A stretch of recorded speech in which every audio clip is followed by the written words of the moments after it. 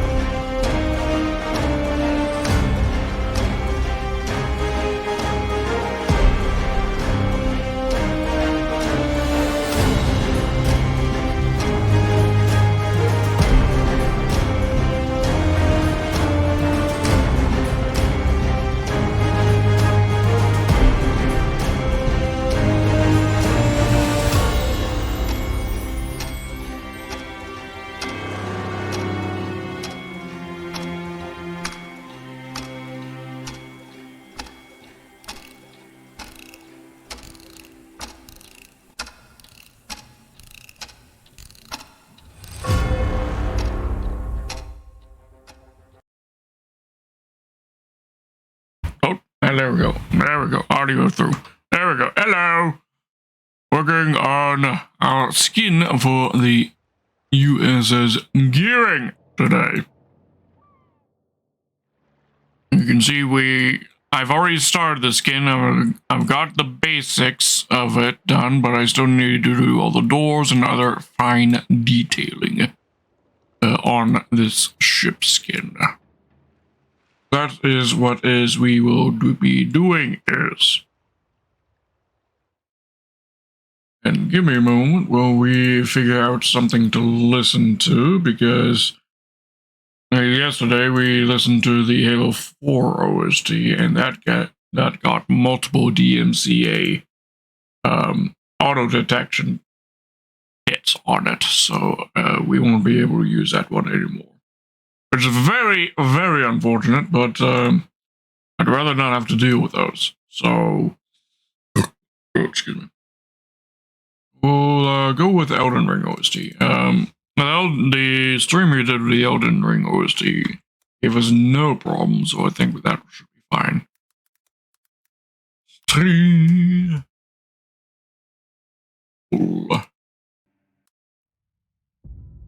There. That should do the trick. There we go. Now, onto the skin itself. I got the files open.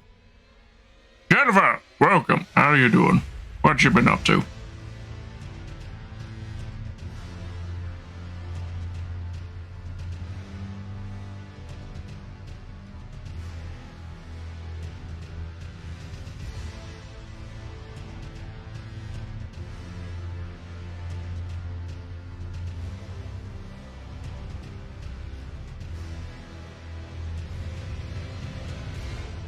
Clean up this edge.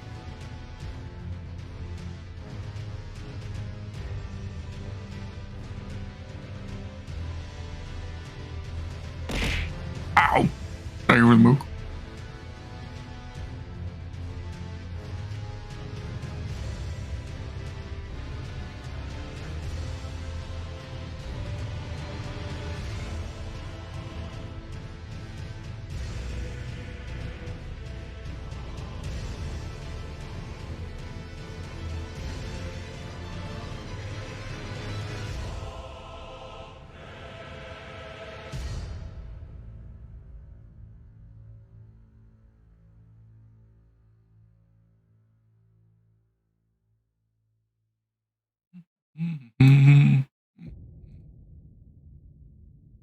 So what you up to, Jennifer?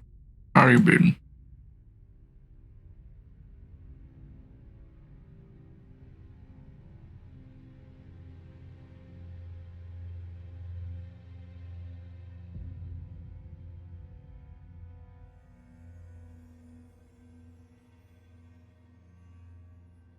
Not sure if you heard from your friend Winston, but I have promoted Winston to moderator for my channel.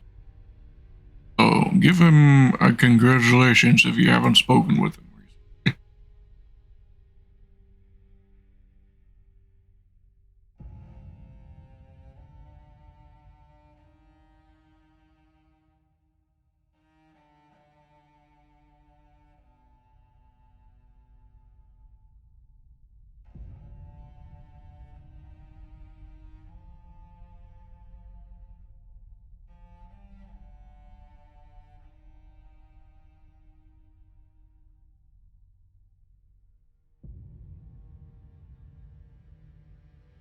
These are the very easy to select.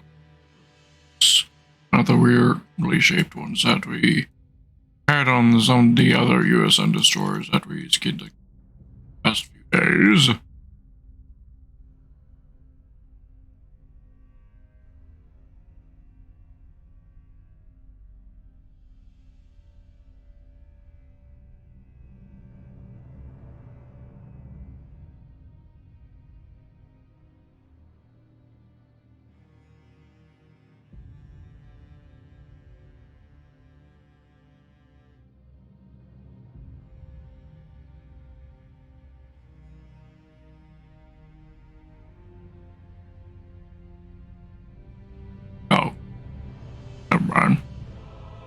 have some of the weird rippled ones. Okay. That's annoying.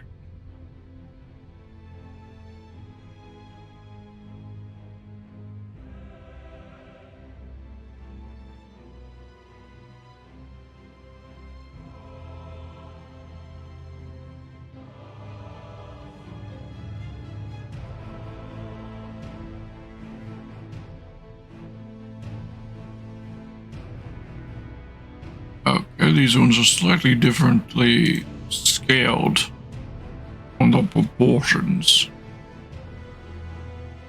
In a way that actually makes it easier.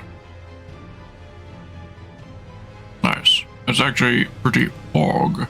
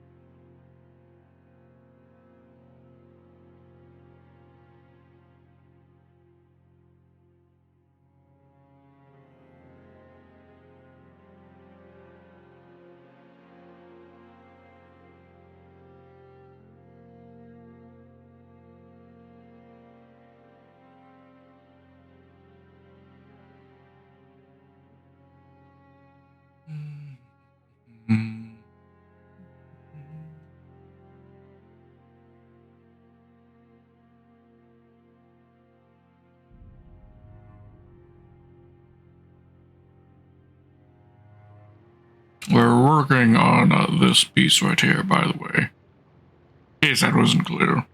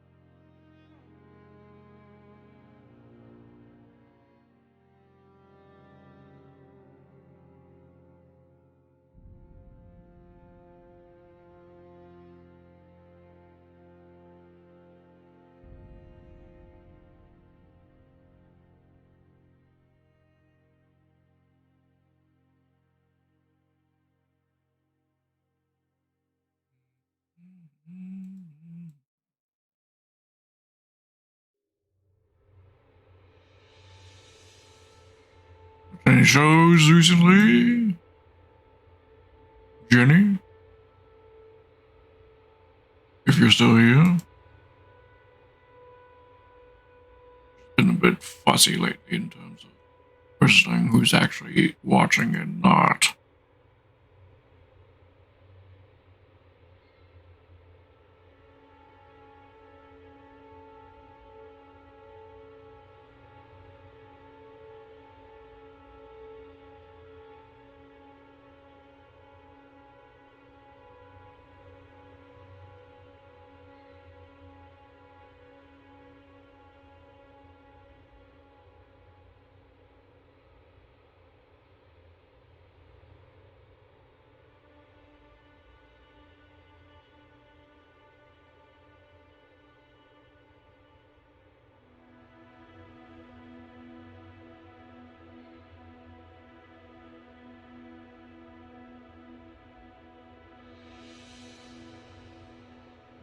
this particular track brings me back to when we were prowling about Stormvale Castle.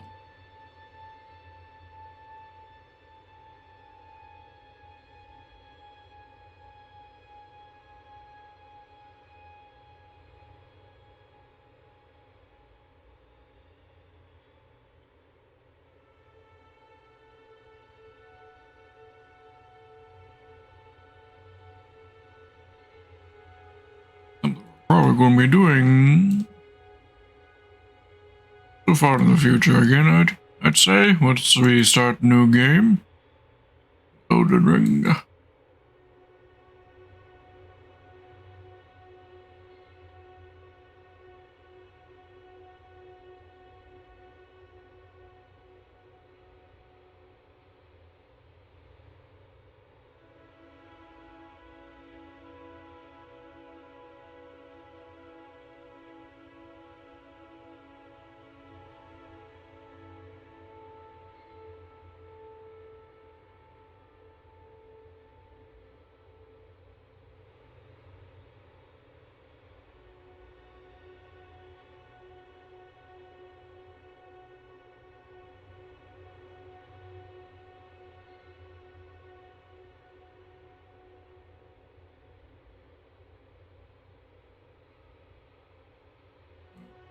Praying to the gods that this is completely transferable.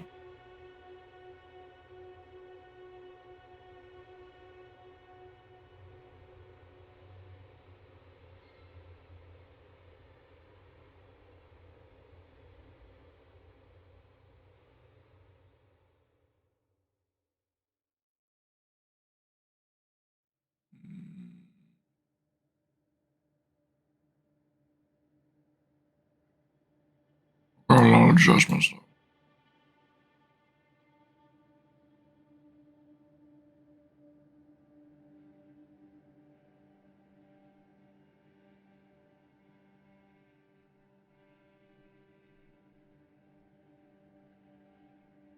Like all of these, whatever the fuck they are, I need to move them all up by 1 pixel.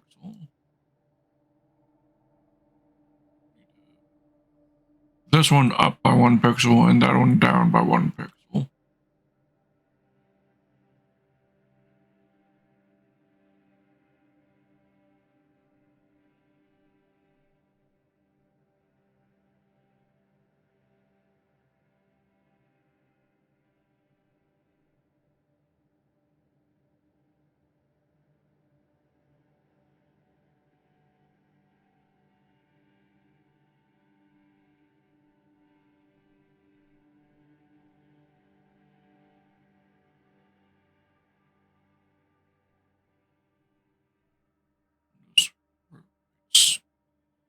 So,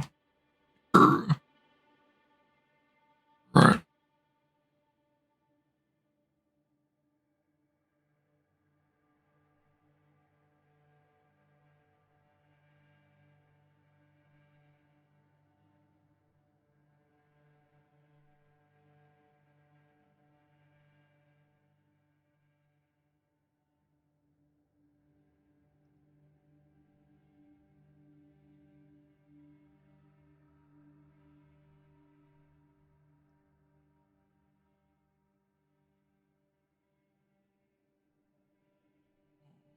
It's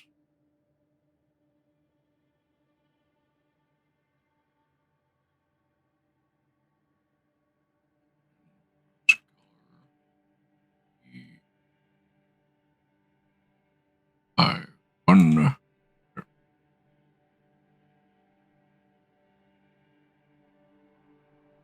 just for this spot here.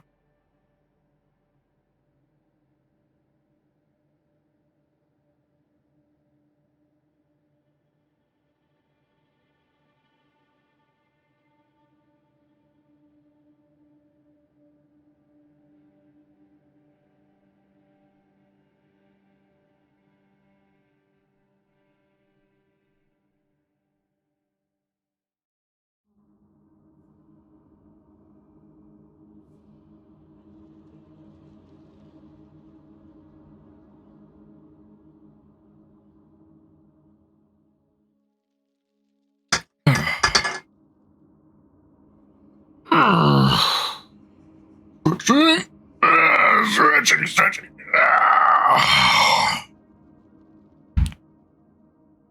Alright. Okay, we're good.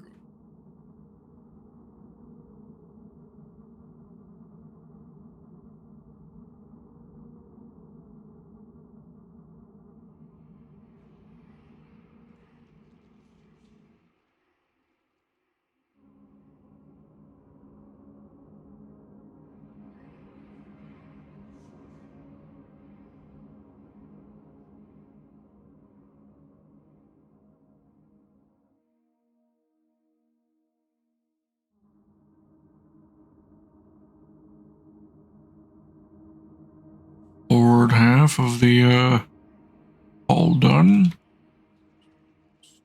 Half.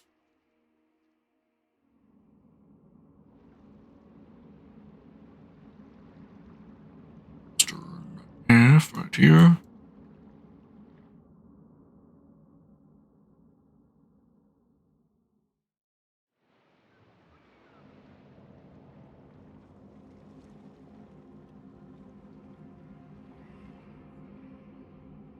So it does actually wrap around all the way to the stern.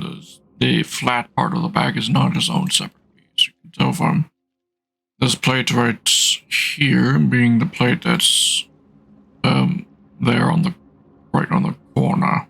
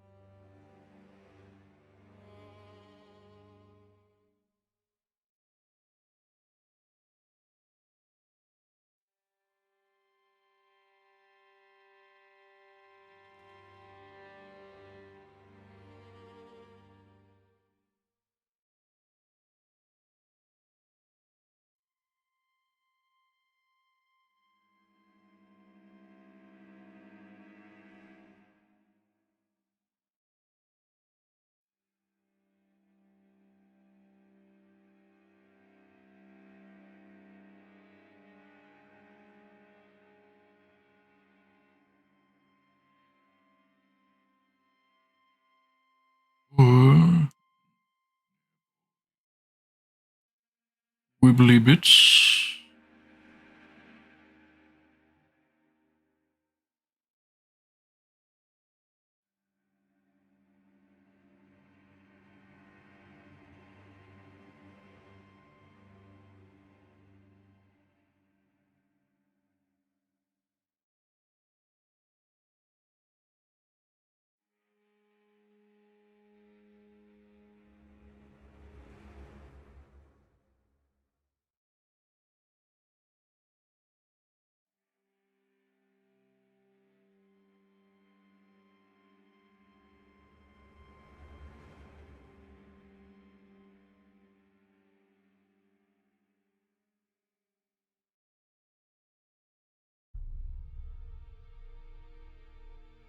I hope this isn't a continuing pattern with new USN ships. These turret bits are very annoying to have to select. Used to be only the Atlanta class that had these rivet plates, wibbly ones, ribbed ones. Now the new USN destroyers have a lot of them. That's annoying. Monumentally.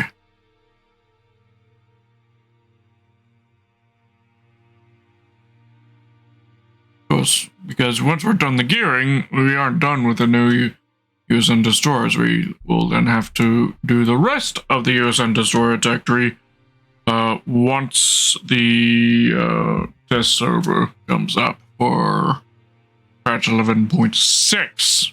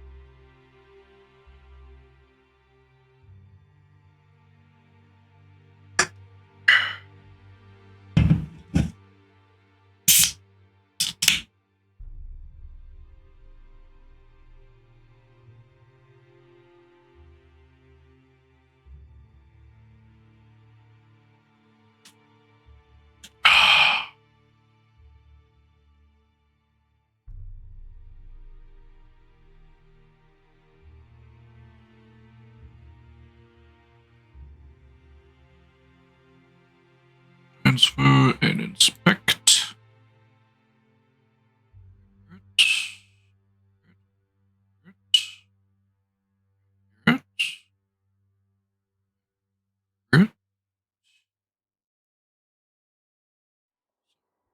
This one.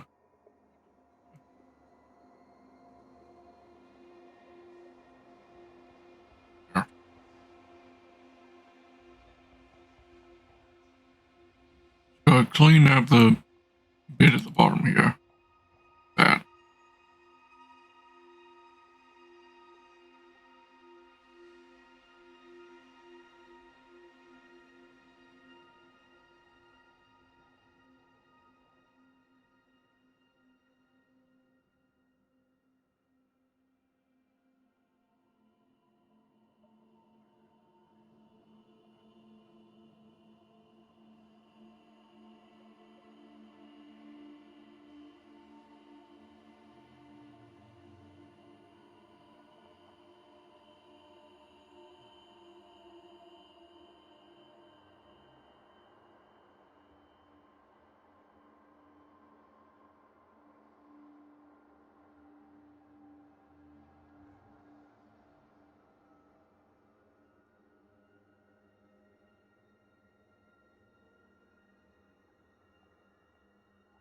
Do a render, make sure things are aligned correctly between the pieces.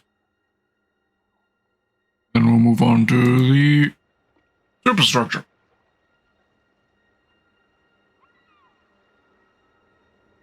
Surely this isn't going to take shorter time than it took to do the Fletcher, right? If that's the case, that's going to be ridiculous.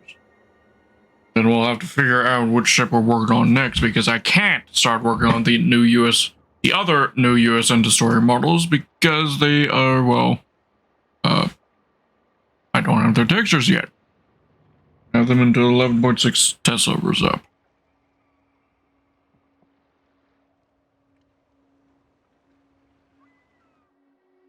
Look at my priority queue list.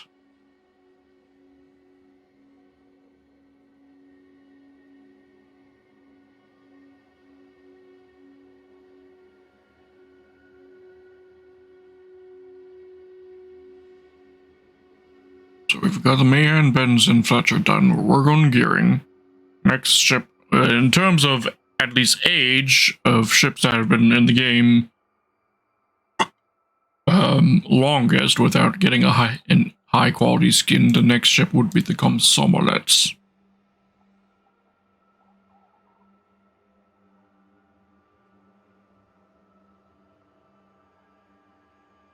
I suppose that's what we'll work on later this stream if we finish the gearing within this stream.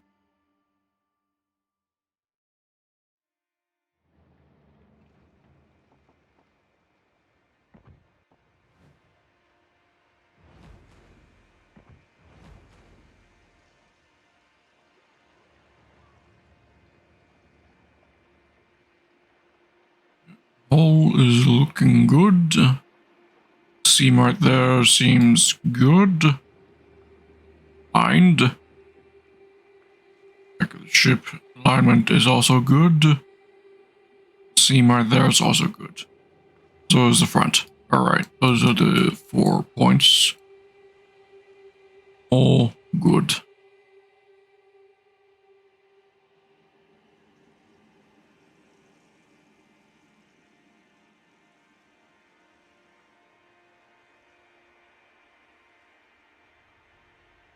And then very unusual for USN ships is the fact that the landers have this backdrop behind them. It's not new for warships in general. However, it's never something I've never seen on an American ship before. Something you typically see on French and Russian ships.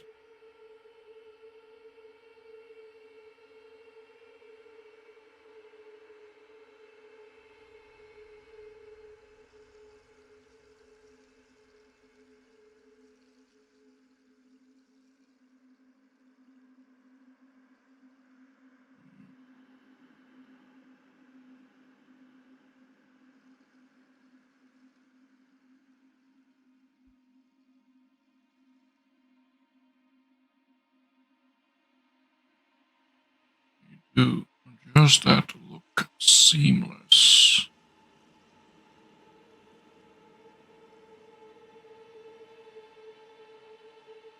Doesn't look out of place. Without losing detail either.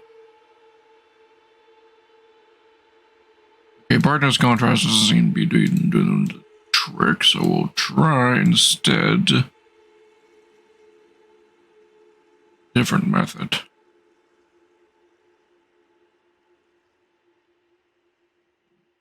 Or I actually delete that layer. I want to get that selection back in. Layer mask on the correction.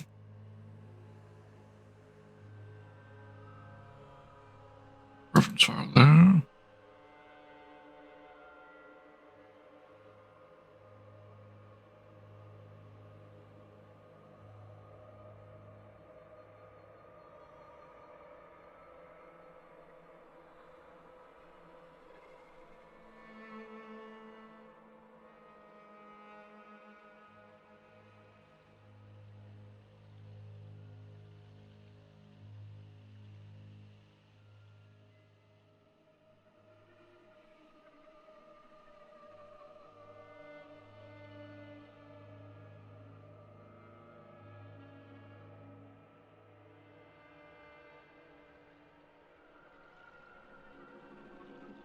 There we go.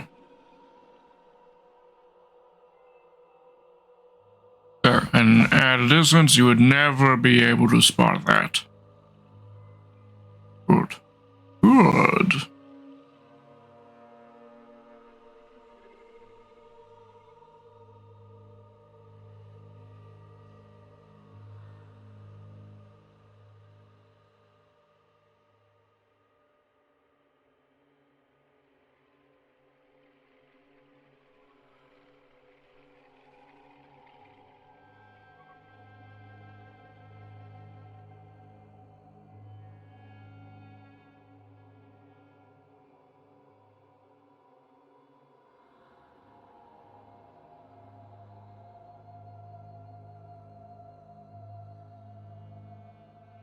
So, for efficiency's sake, we'll work from top to bottom.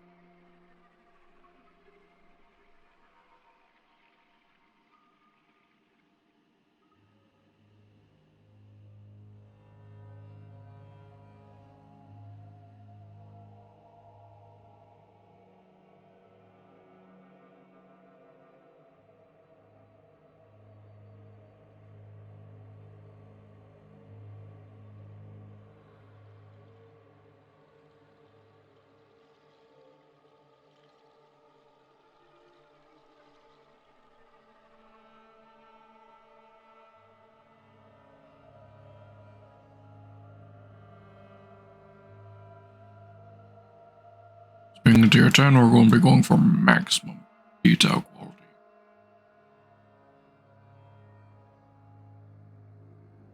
course, anybody who owns the gearing is probably going to keep that gearing forever. Or at least until they get a super ship for the tech tree. Even then, many players like myself will probably still keep our hands on the gearing.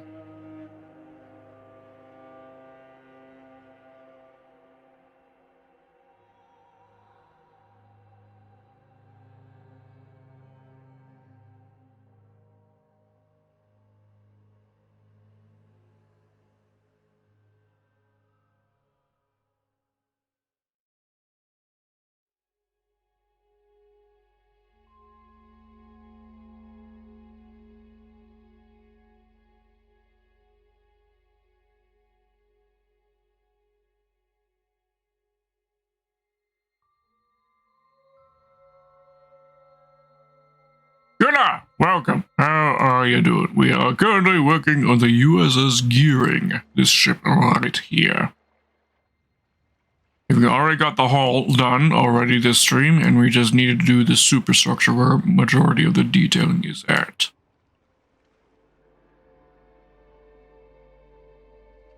How are you?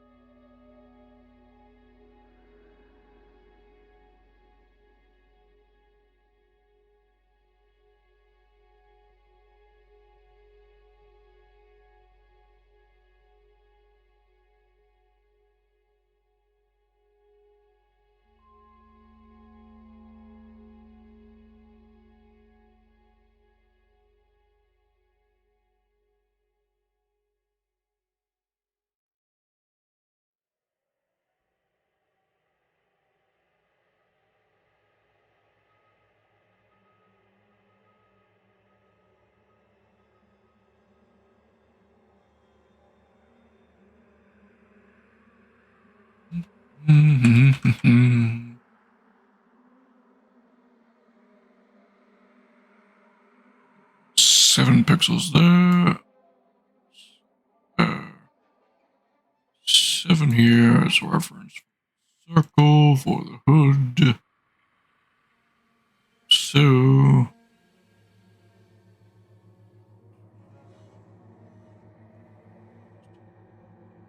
like that.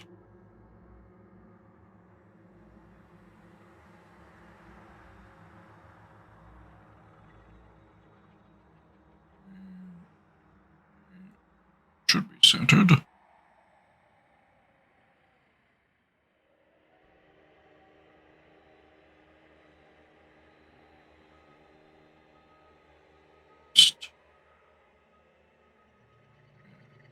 Doesn't. That looks a little on the thin side. The edge right there. Yeah. We'll thicken it up a little bit.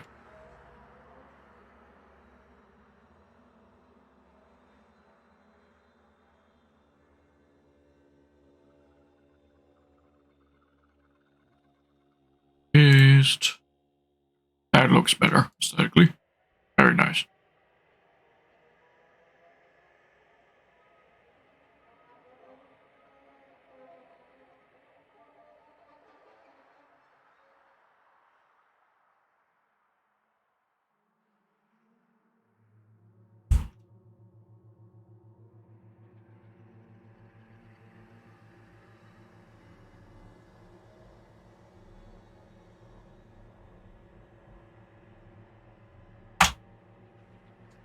Shit correctly.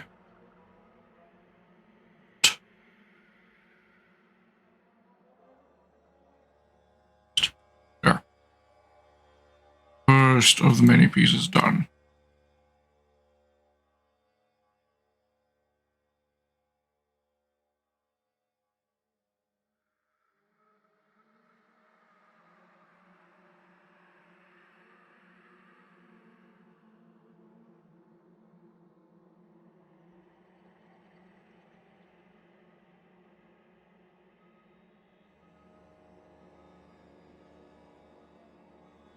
How you been, Una? What you been up to? Did you rest well?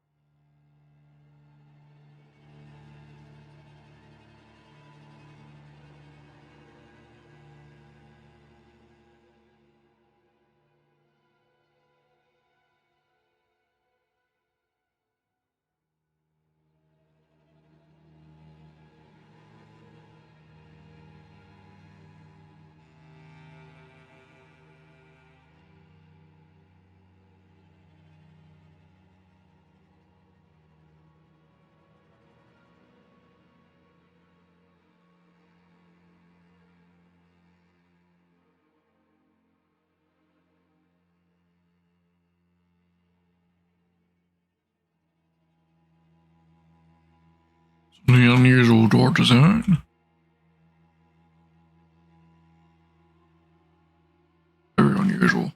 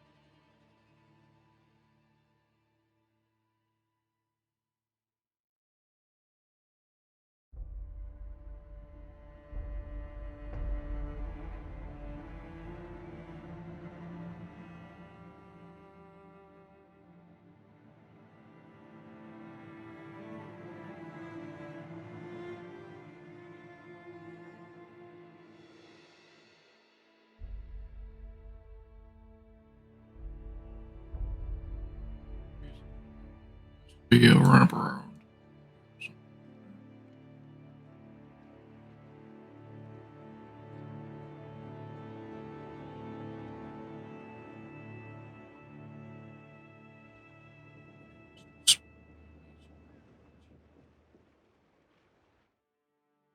I want to leave that painted white.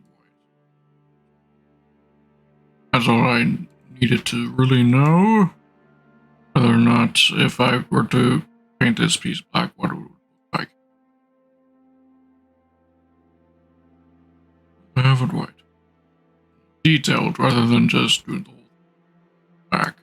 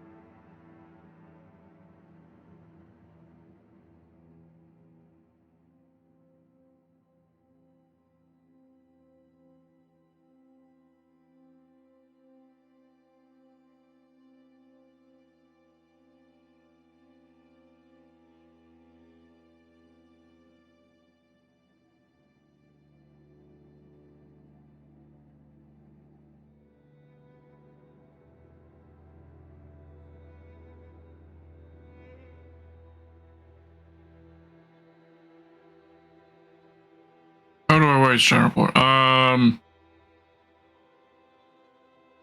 idea.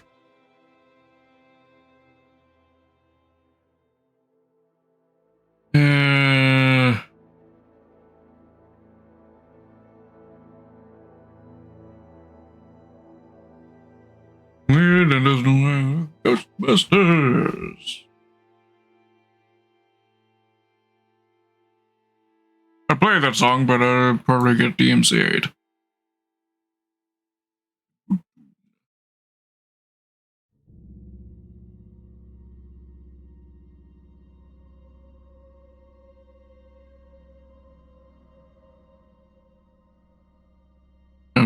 My skinning stream yesterday, where I was just playing the Halo 4 OST for the whole thing. Yeah, that stream I had to take down due to DDMCA issues.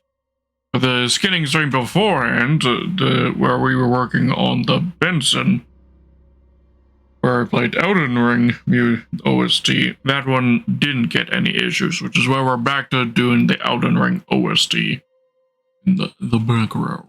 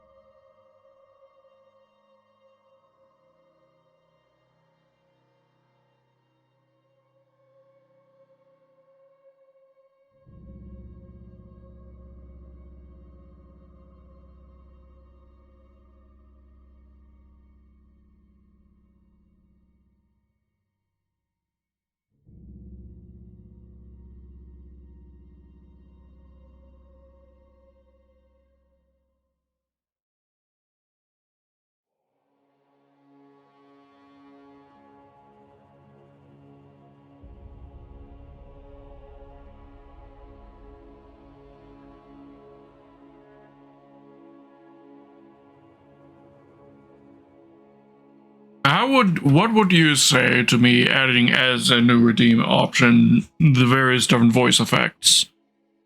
It's sort of like this. Voice effects like this. How would you feel about having this as an option for point redeems?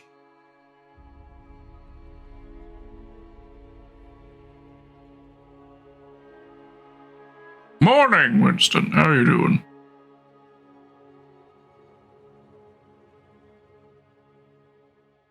Working on the USS gearing. Ow! Thank you for the milk. Appreciate.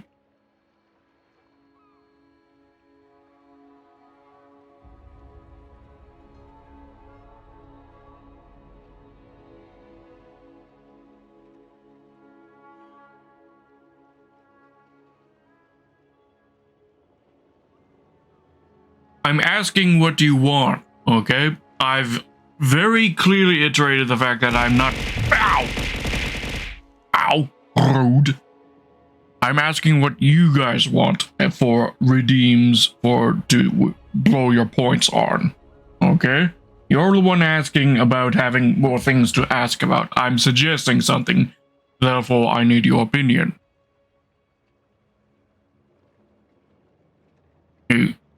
You can't tell me that you want things to blow points on, but then not give feedback when I suggest an idea of something you could blow points on. I already said I can't do a Ghostbusters redeem. As cool as the song is, that would get me DMCA issues. I already said that. Outfits. Outfits is a thing that can be arranged with my 2.0 model. Once I've got toggle ability on my model, I can then start commissioning various different outfits and such for my model.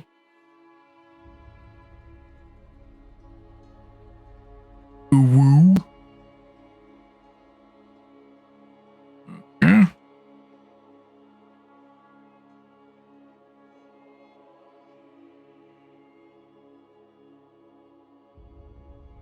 And ooh, okay, I can do that.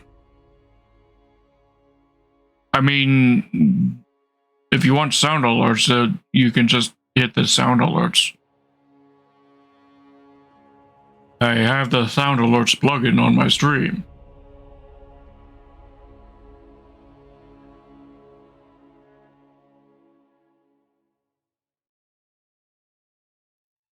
Example.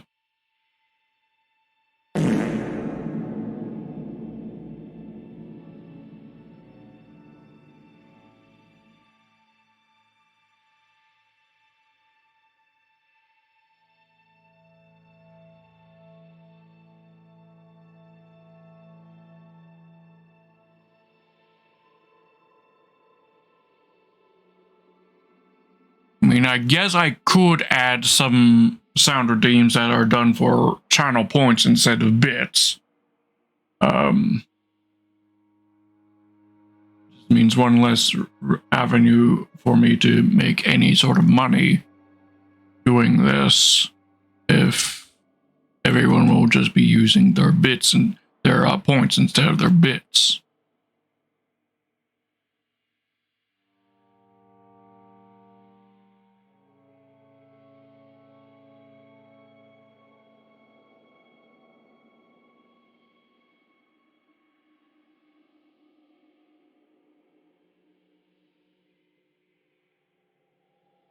It's something I'll have to do a lot of considerations whether or not if it is worth losing the money from you guys using bits.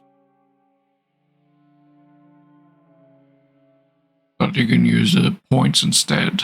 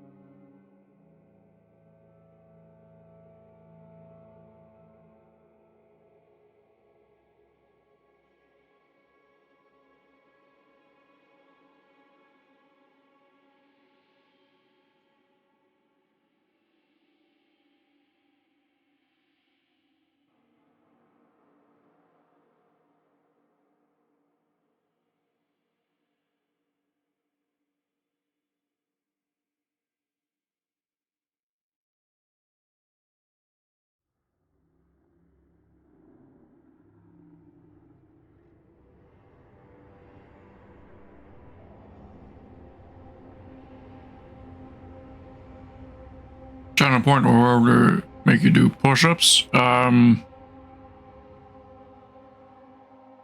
mean, yeah, but it's not like that's something you guys would be able to see.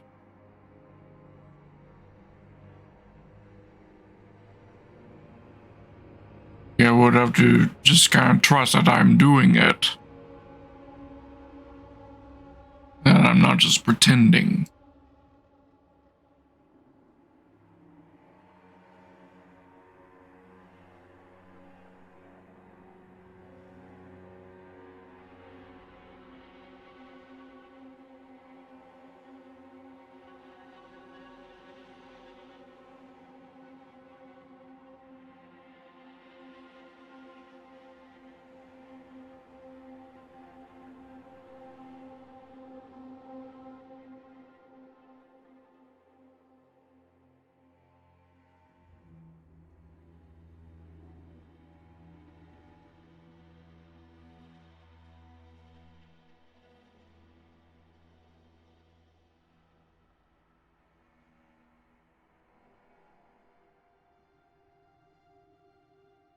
Well, Yuna and listen, because you're both here, I did promise last night that I would show you guys that piece of fan art. I completely forgot to do that. Do you want me to show it to you two now?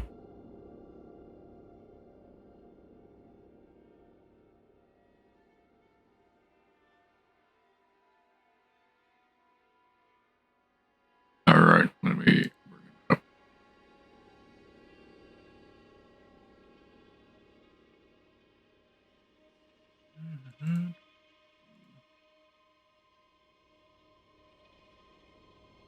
There we go. That is a loose approximation of what I look like IRL.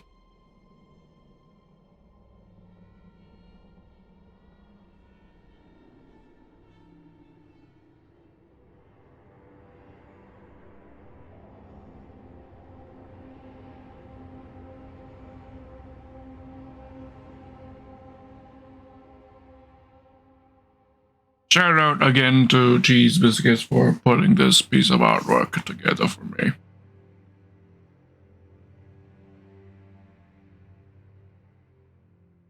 Yeah, and she decided she also wanted to draw in my boy Caliburn in my arms as well.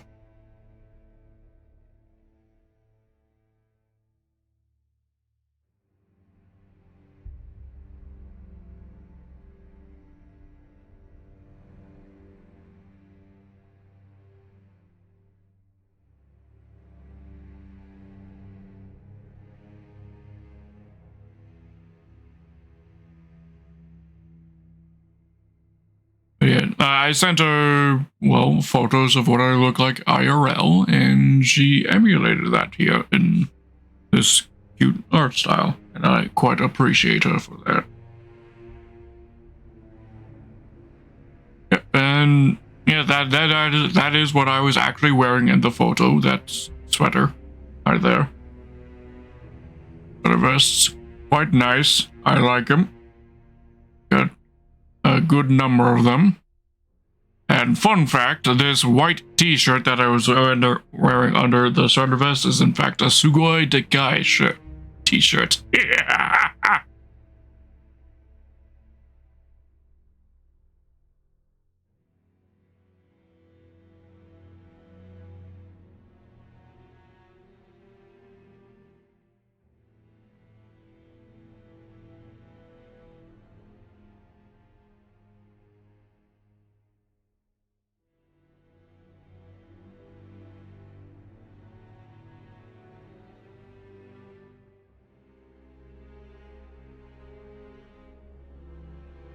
Yeah, I'm glad you like it.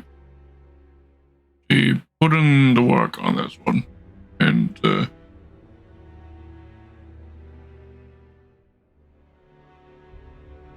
I'll be paying her handsomely for it once she's got her once she's unlocked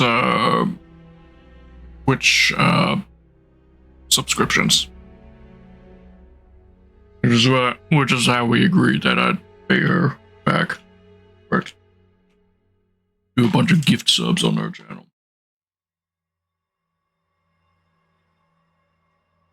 Once she has the that, which sounds like it may not take too long for her to get that unlocked.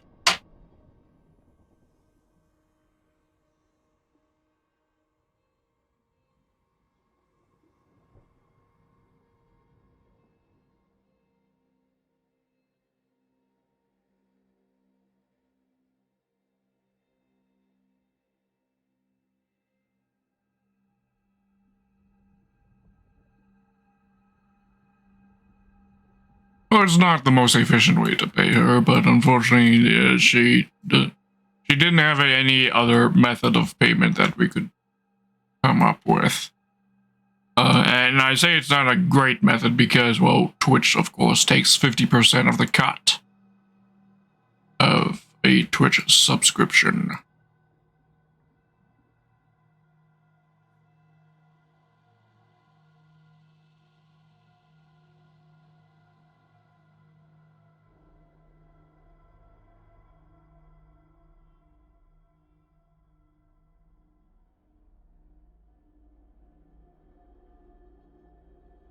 We didn't agree on a specific amount, but whatever amount I decide to give her and amount that I decide I want her to actually receive, I'd then have to be paying for twice that because, of course, Twitch is taking half.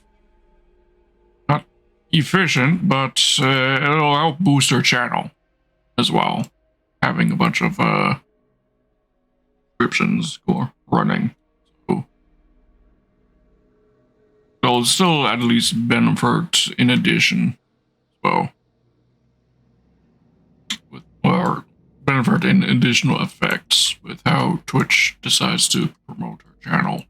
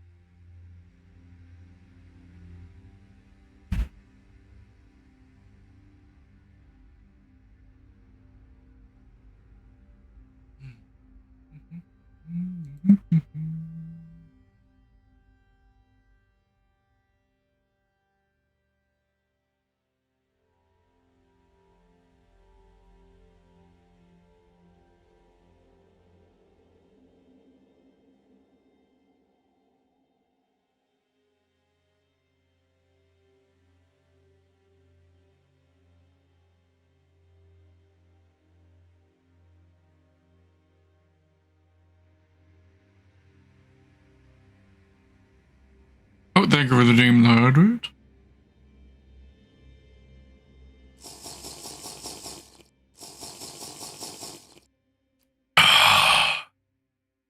Fun fact.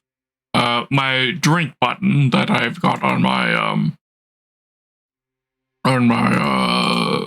stream deck, you can customize the icons that you put to the various buttons, of course. You can label them with text, and you can also put whatever icon you want to upload or install into it for the various buttons. The drink button on my stream deck for me to play that sound effect is a milk bucket from Minecraft icon.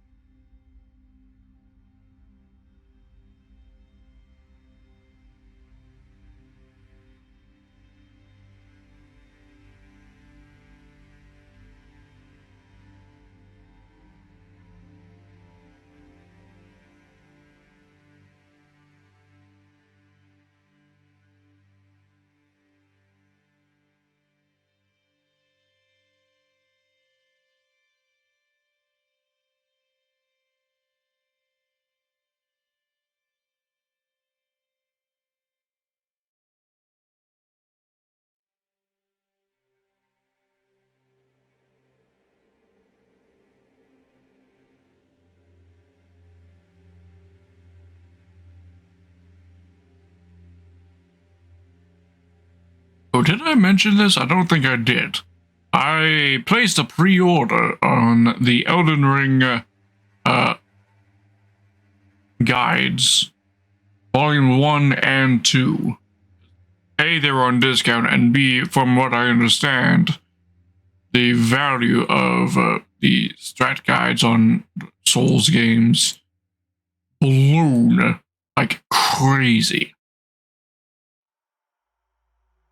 Would be a good investment opportunity if you want to take a risk in buying something to sell later. Although I don't plan on selling them. I'm just hoping that there's like maybe just a sliver of lore inside these books to add to the lore that we have in the games. Yeah, the strat guide. Let me see. Without much.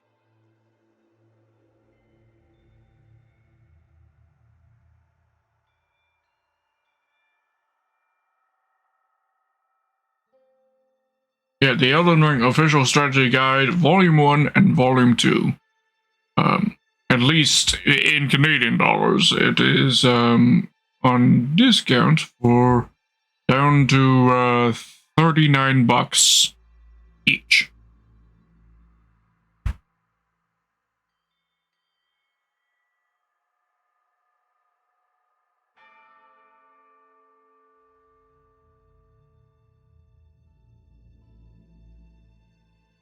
Which is discounted from the set price of $65 each. Now, obviously, I'm not buying these because I need guides and strategy. Of course, if I want guides and strategy, I can just YouTube.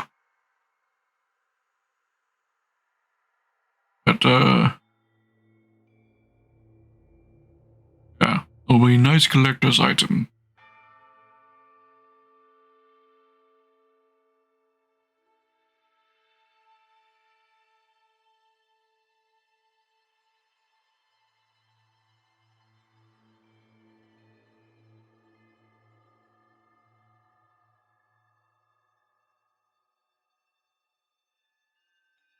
You know, welcome back. Did you miss the me showing off that fan art from Cheese?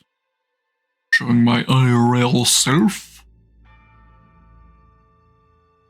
Is an artistic interpretation of it, based off of actual photographs that I sent to her.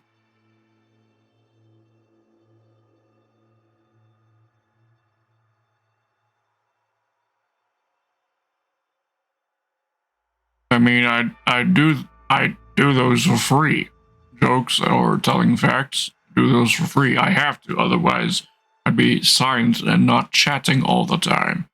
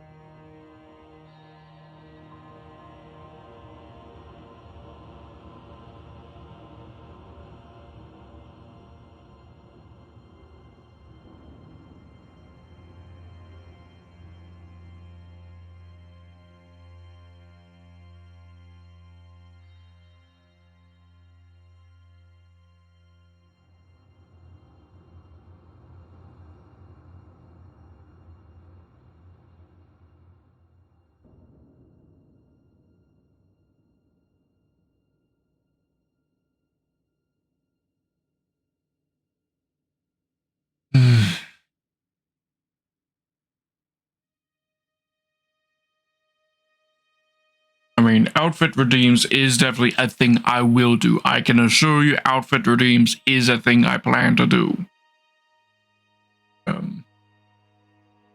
Once my model has those capabilities, and that is being worked on as we speak.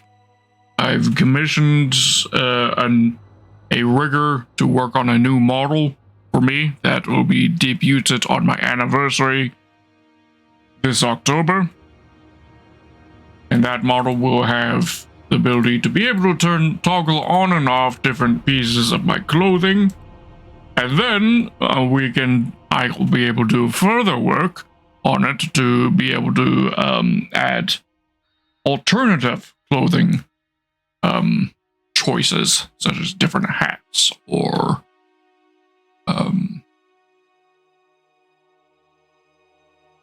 shirts, or go nude, or anything y'all would prefer, or different costumes for specific occasions.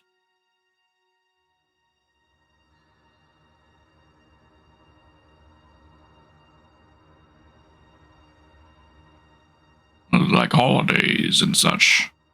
Birthday hat.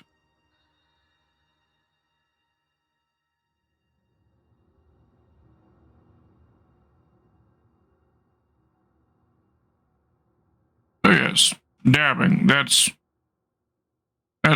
also a possibility.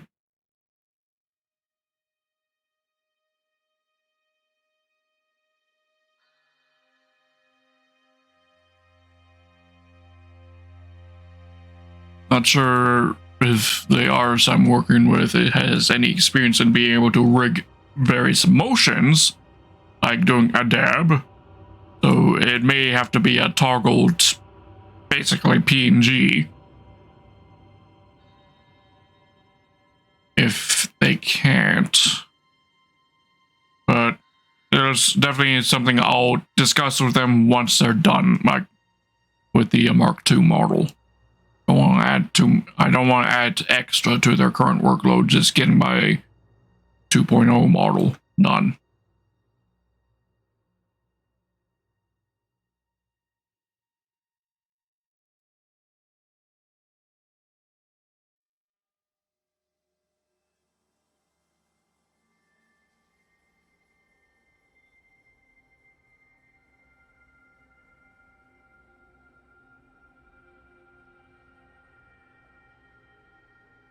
So we can put kitty picture on the screen. Sure. Sure. That's something I could probably do.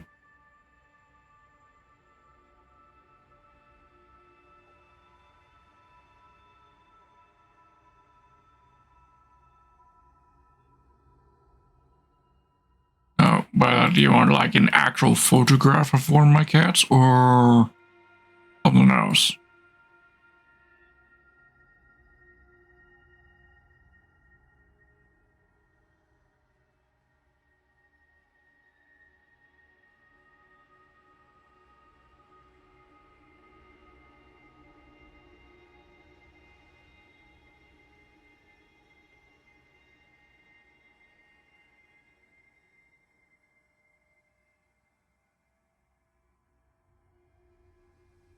Because another thing that I want to get worked on is, of course, the channel mascot.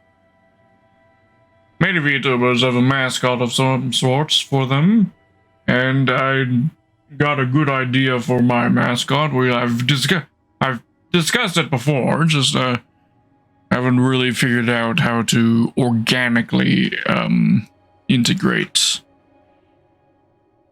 them to the channel.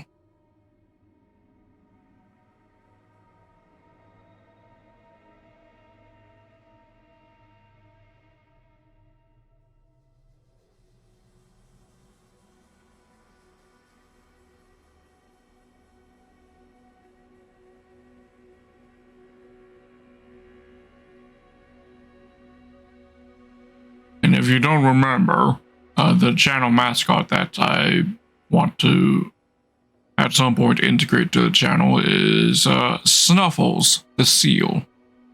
Snuffles the Seal.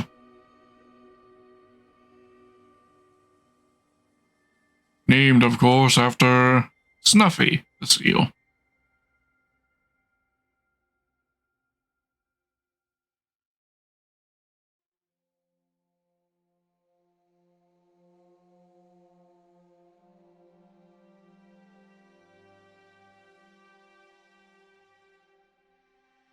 I'm pretty sure it was you, Yuna, who suggested the name Snuffles.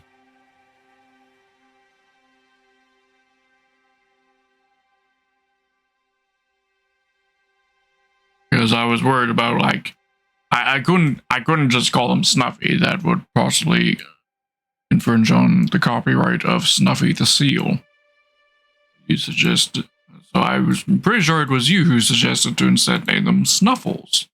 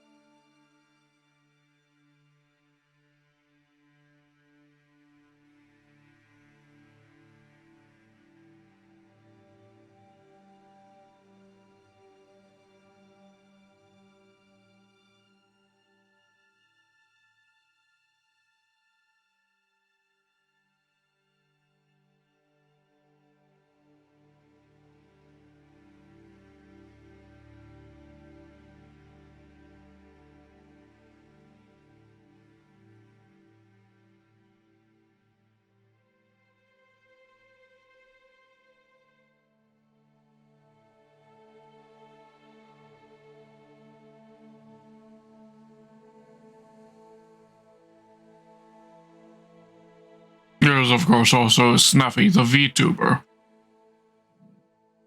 Not sure if you guys have heard of her. She's quite popular. And she herself has also done a special seal version of her. Well, Snuffy is a raccoon VTuber. Although she does have a special seal version in reference to Snuffy the Seal.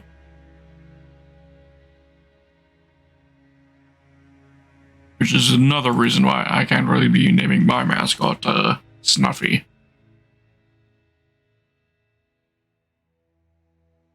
Already a well-known Snuffy within the VTuber community.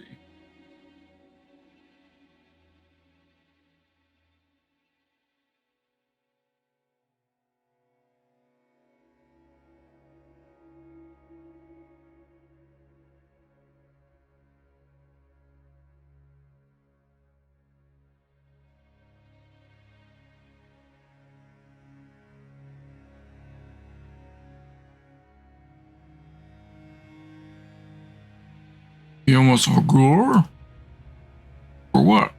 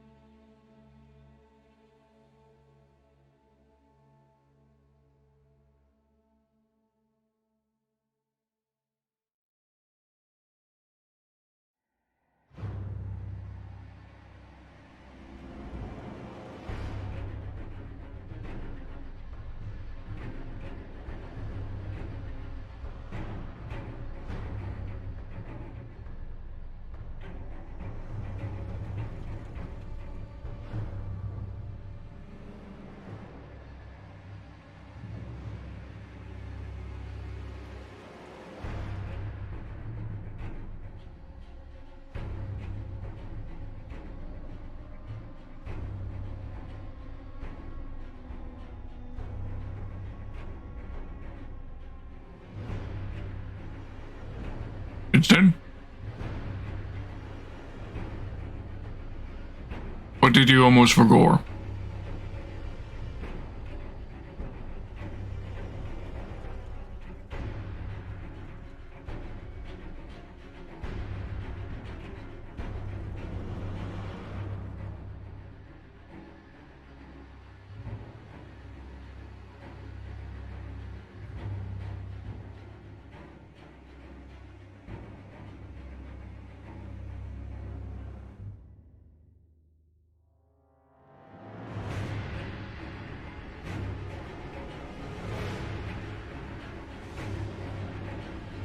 Your pet had to use the bathroom.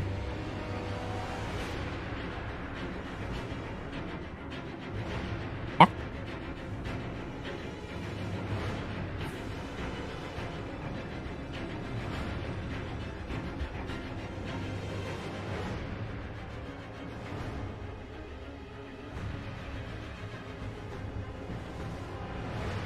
My pet?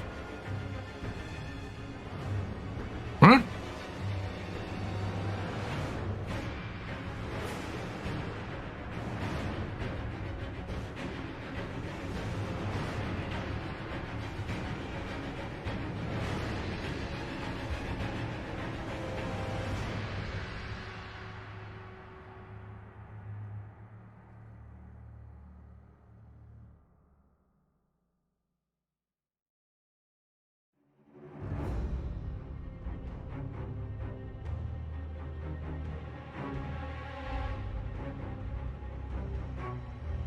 Had to use the bathroom and was out of breath.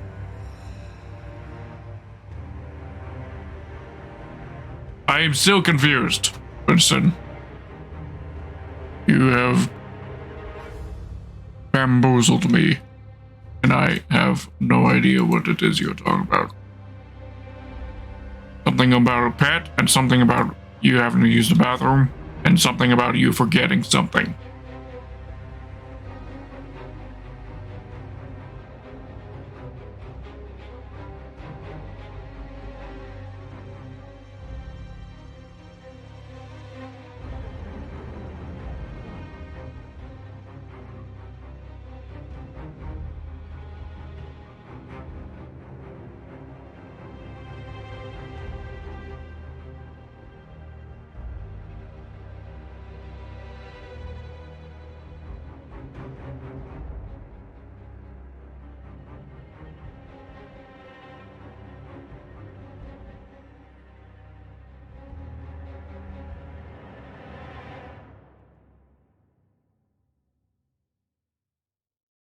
Oh, you almost forgot about Snuffles. Yeah.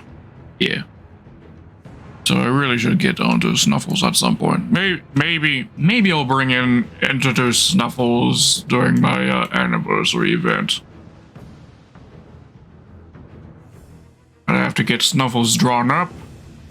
I've got a rough idea of what Snuffles will look like.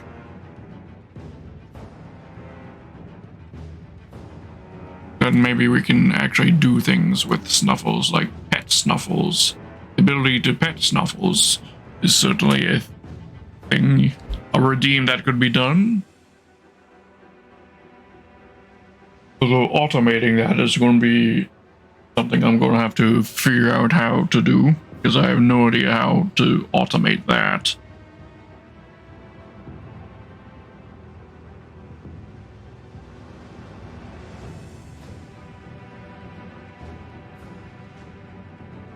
If I can figure it out, that would definitely be a feature.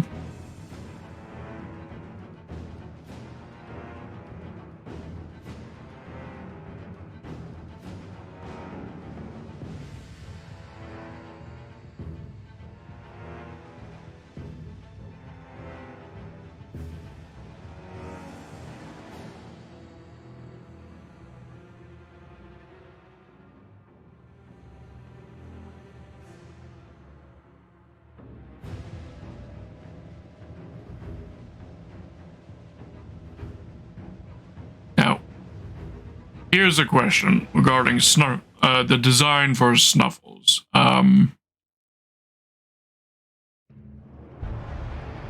Let's see, let me look something up. I was thinking of making Snuffles look something like,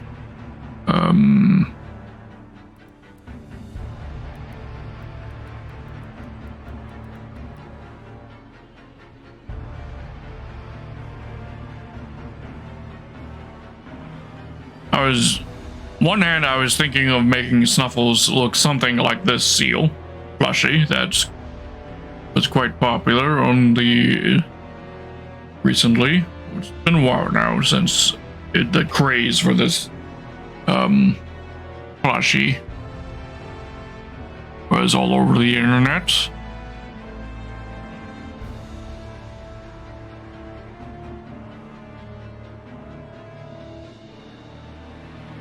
Also, I could also do something along the lines of, or like a baby seal. You know how baby seals have the white fur?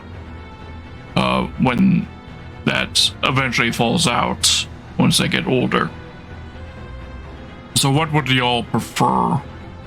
Baby with the white fur, or just fat? Or just a fat round seal? What would you prefer?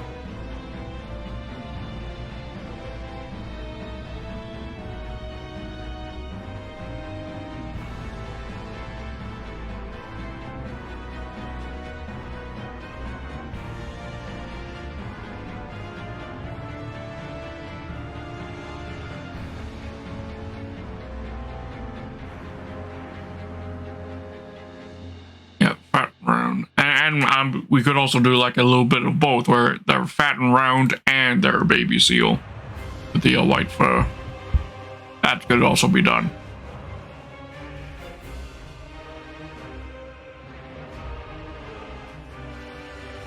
Might even cheese to do it. If I can find the time for myself to do it, at least.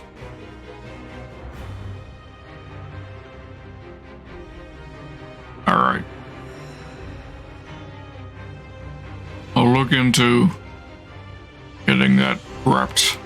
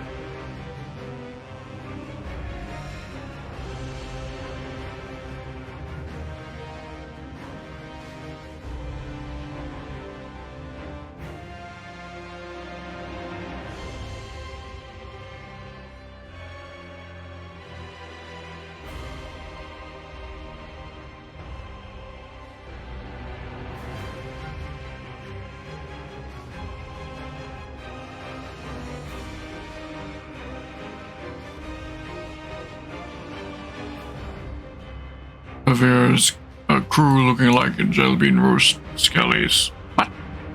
Jelly bean roast skellies?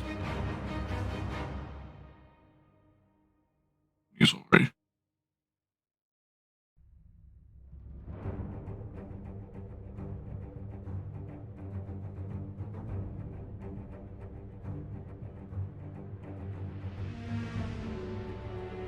Talking about the crew of my lore character, I'm the only skeleton in my crew.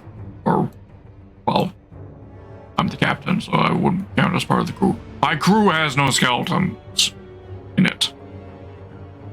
Because of certain issues I have with dealing with other undead.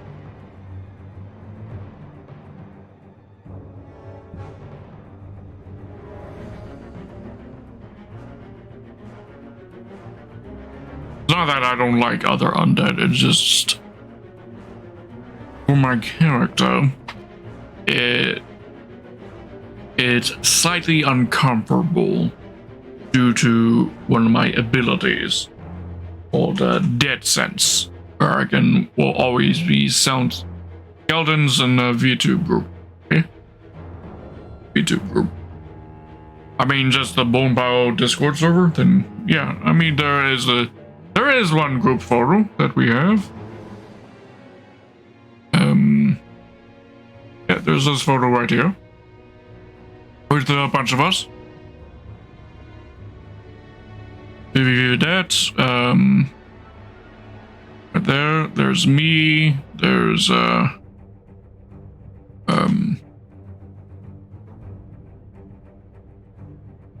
Aegon.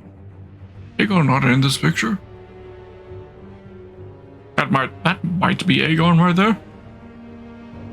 If you view that, All Bones Jones, Lizzie right there.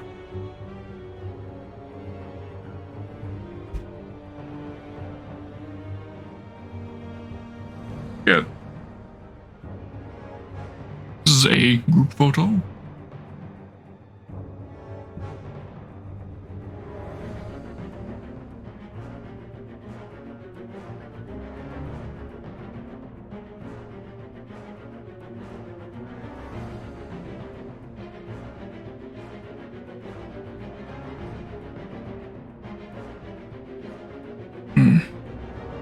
This one? Lizzie.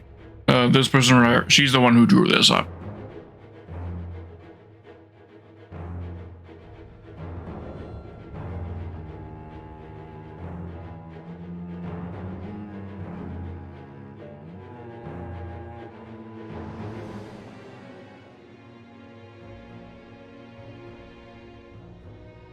We've rated Lizzie once before, but I am not entirely certain on that. She doesn't stream very often, so.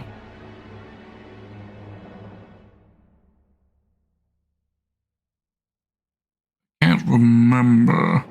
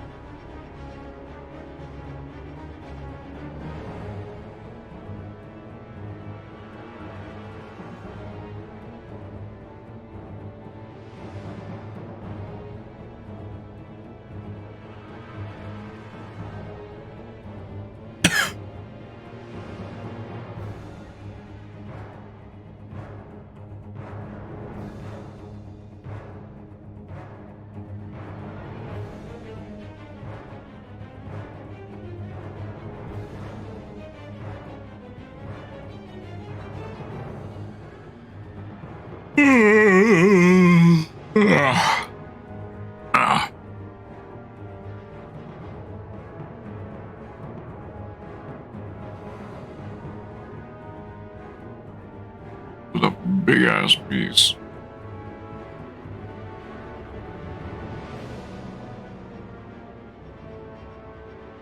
Let's see, can we transfer this over to this piece right here? The two different for a transfer to work.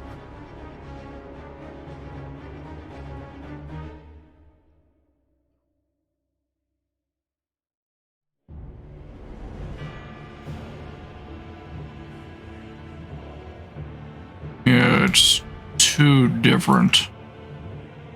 That's annoying. Very annoying.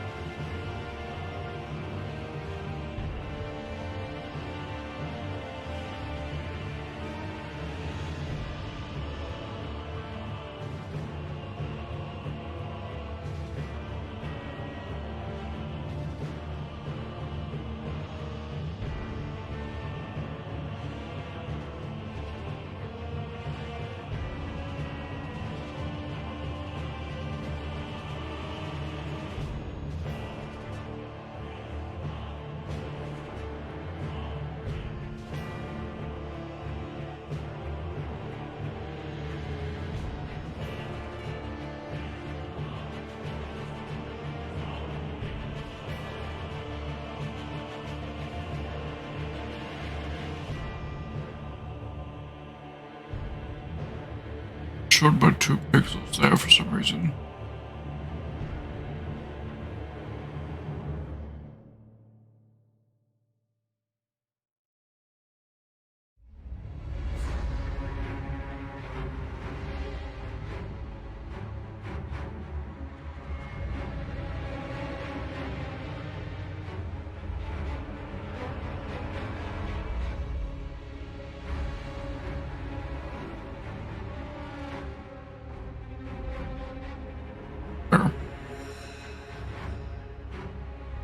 Who would?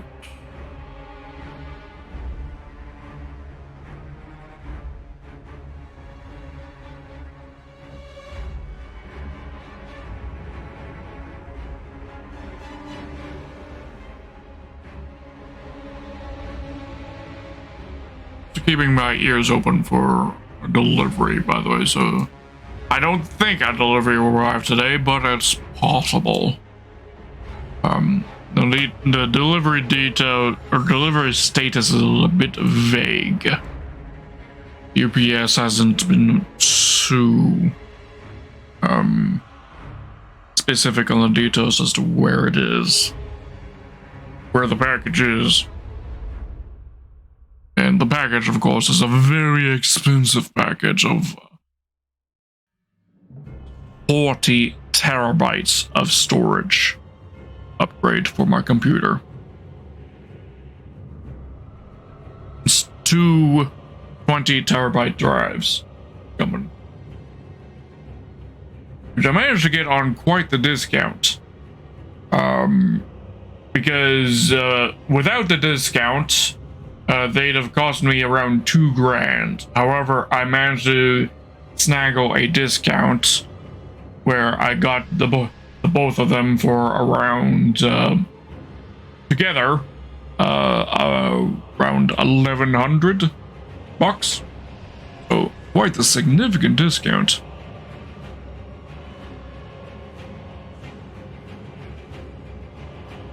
And I'm also keeping my eyes out on buying myself a new GPU. Because, like, as you saw how much Elden Ring was tanking, I think just yesterday. And I've got myself a pretty decent graphics card. A Radeon 600. But Elden Ring is just a hog for performance. So I'm thinking of getting myself a GTX 3080 Ti.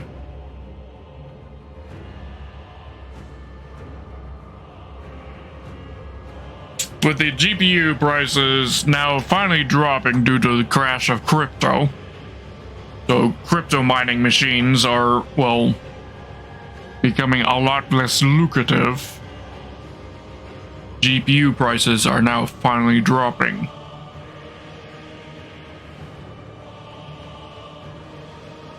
Because of course the GPU market, where the prices became absurd, doubling or tripling in some cases of the regular prices due to the fact that with the whole COVID pandemic, a lot of people went to crypto, and specifically crypto mining. And crypto mining requires beefy GPUs to do that processing that kind of information for crypto mining, which is why GPU prices escalated during the pandemic. They're finally starting to level off, so I want to be getting my hands on a new graphics card.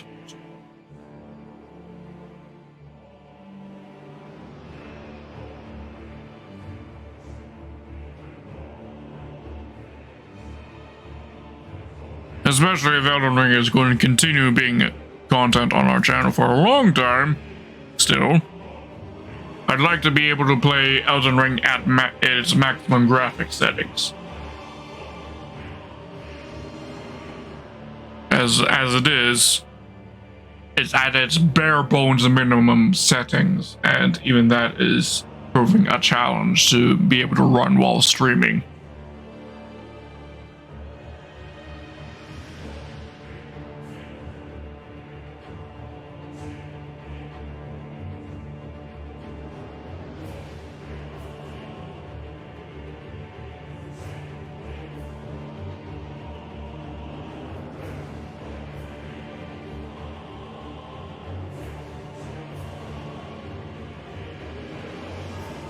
What am I doing? You an idiot, that's what. Okay, I already selected those bits. We need to do a color correction here.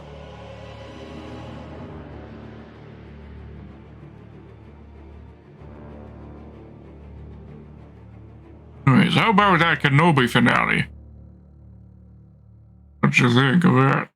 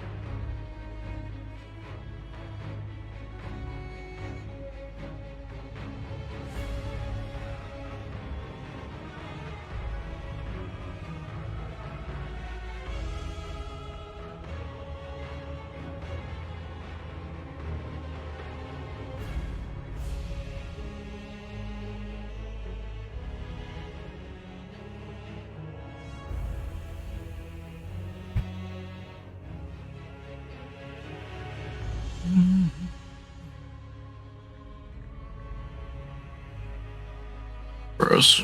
We're definitely going to be able to have this done by the end of the stream, I'm pretty sure.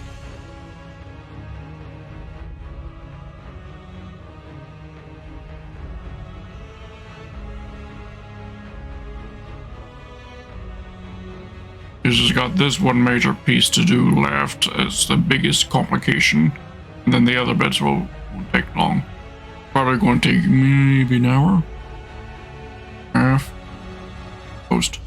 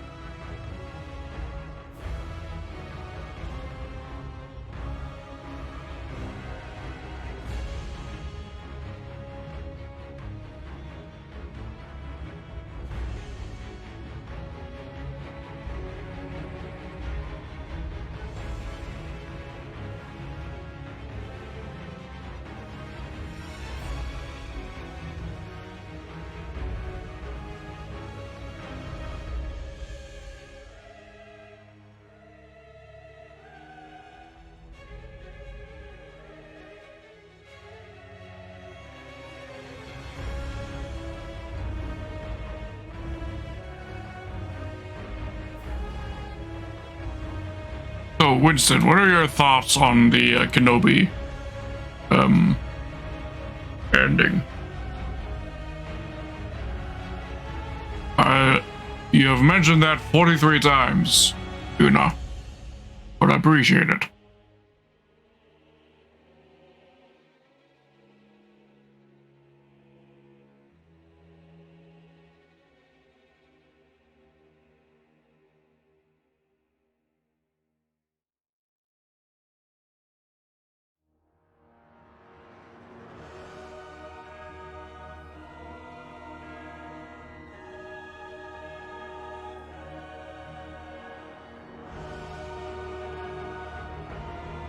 Indeed. The only thing that was missing, I'd say, in the whole series was them using the Phantom Menace Duel of Fates at some point in the series. Because they did it in the trailer, so I figured that they would do it some point in the show, but they didn't.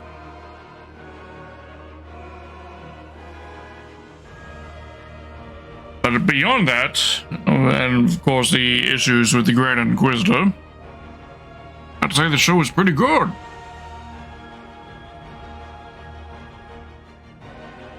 Finale was excellent. And it was a very pleasant surprise to see Qui-Gon.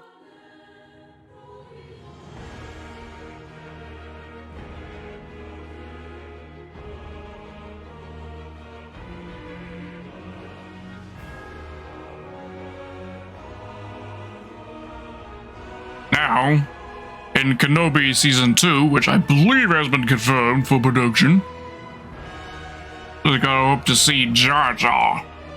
I unironically want to see Jar Jar.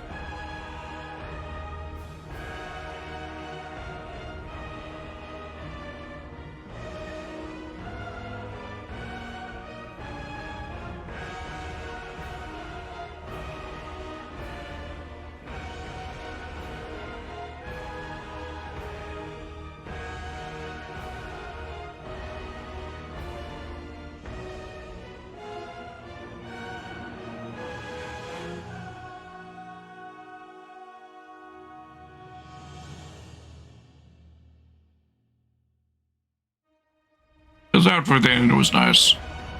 Especially with that hello there to little Luke.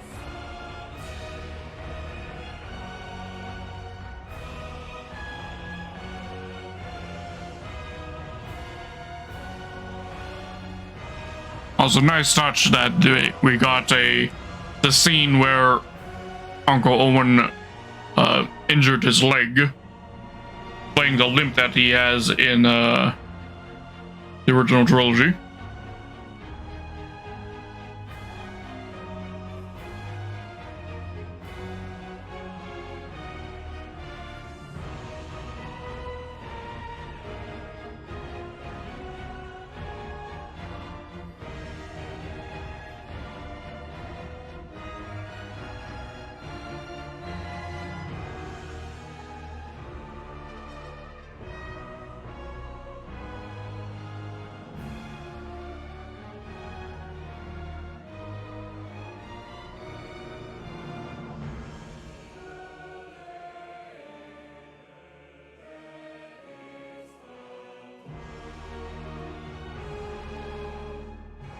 and I fucking loved the conversation that Darth and Obi-Wan were having.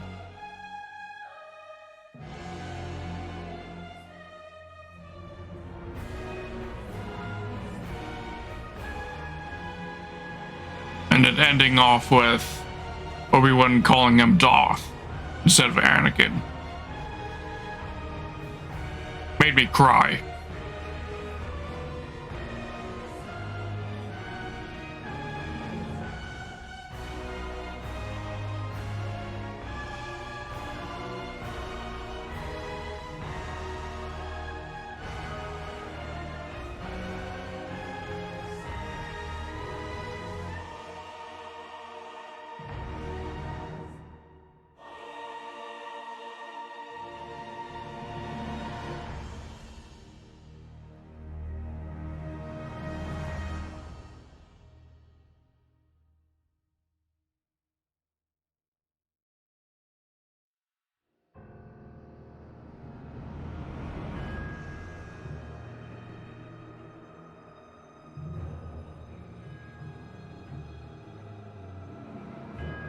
Yes, they did a wonderful job in blending the voices.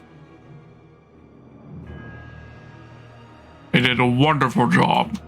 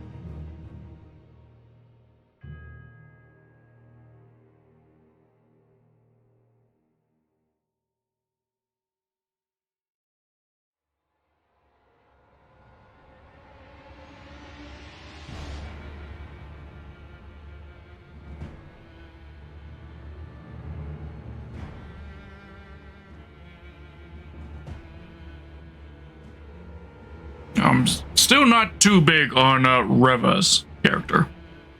The Reva character, third sister.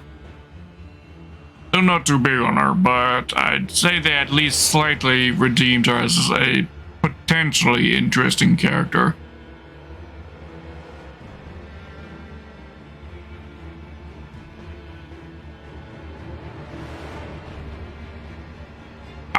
I'd say her character is at a state where they could continue working on her and I won't cringe from her being on screen.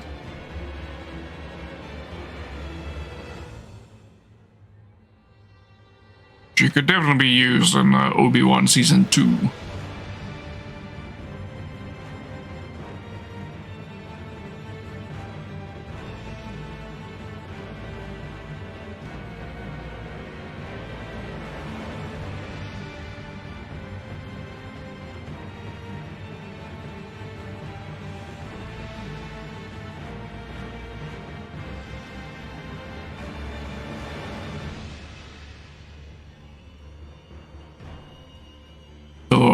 There's been some reports about her getting her own show. That I think is too much. I don't think she needs her own show.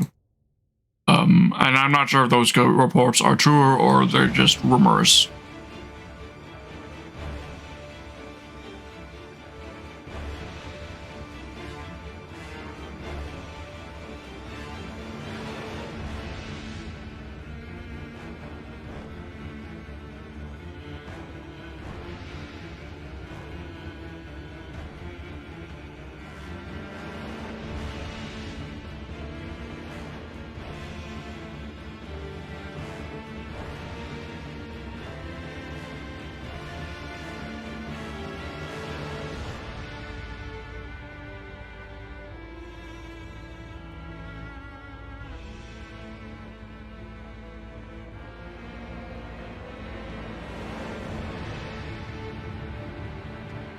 I'm pretty sure there's just rumors, though. Media outlets making some super fucking dumb statements.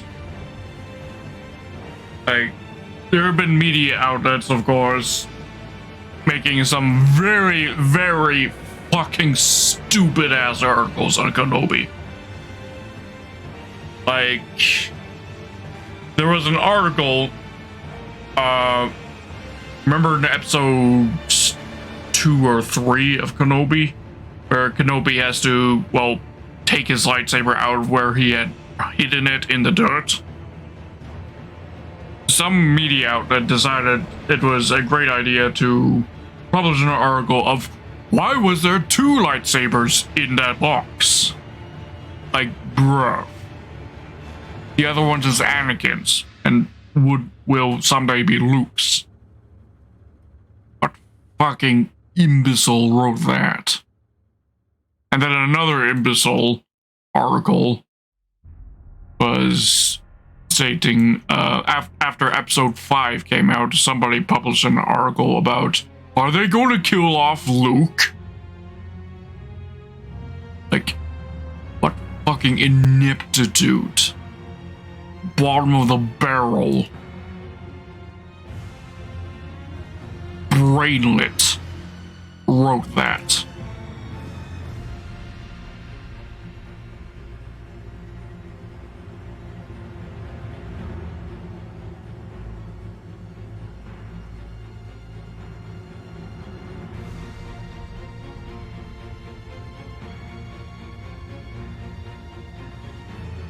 Yeah, like, how the fuck can you come to the conclusion that, or to such a degree that you would publish an article on a news website about the possibility of them killing off Luke?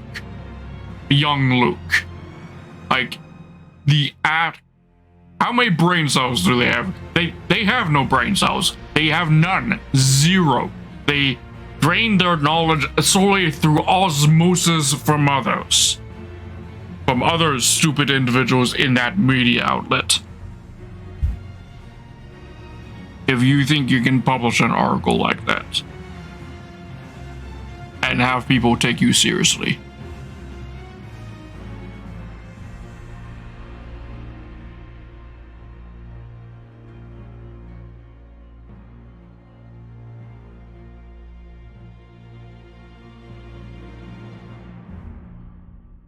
I mean, I get there's some things that have to be slightly retconned in the original trilogy. Or like some questionable things like Luke's relationship with Uncle Owen and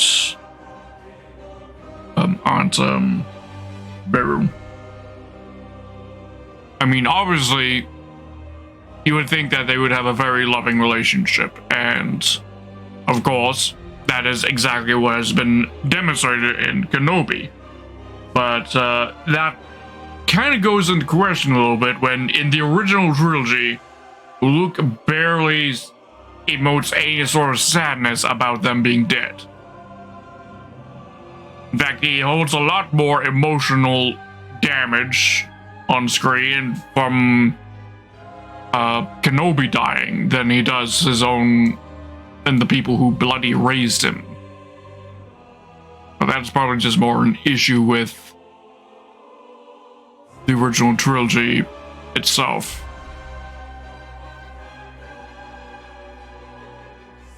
I mean, the original trilogy is great, but there are some subtle things like that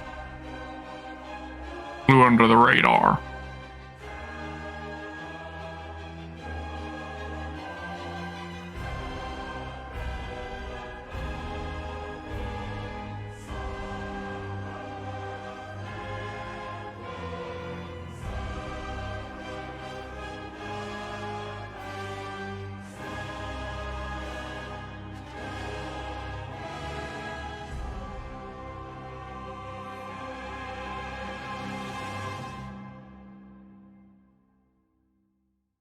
I can't remember, in the original trilogy, did they actually show where Kenobi was living? Did they show his hut or something? Or wait, that's His hut is where they went to after. I remember now. When Obi-Wan first gives Luke his lightsaber, was that at Obi-Wan's place or was that at Luke's place? I can't remember.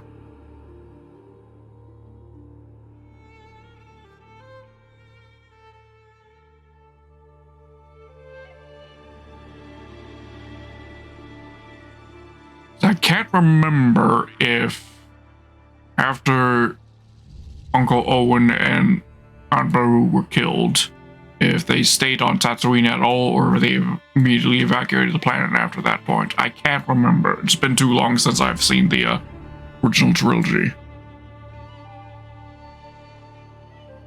Was Obi-Wan's place? Alright.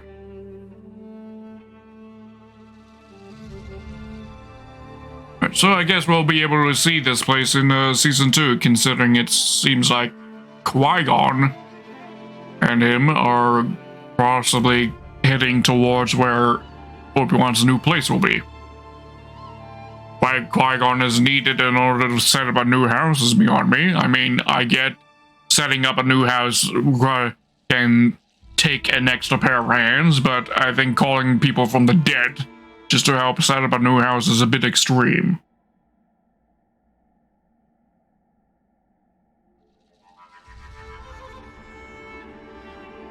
Indeed, it did look like they were heading to Beggar's Canyon.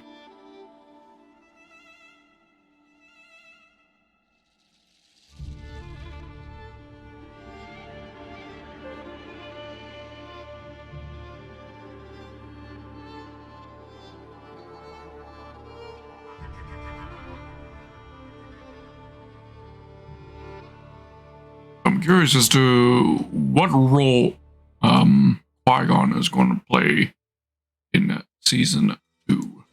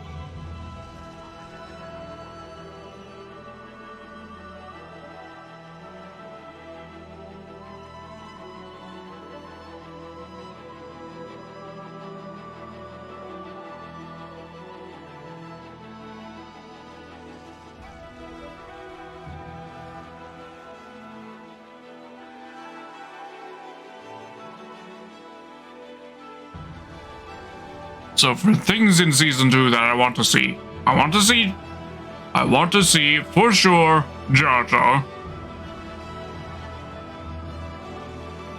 Please make a cameo, if not be a more prevalent character. Because at this point in life, he'd be very downtrodden, and of course, Obi-Wan would be the only being in the galaxy who would possibly still be friends with Jar Jar.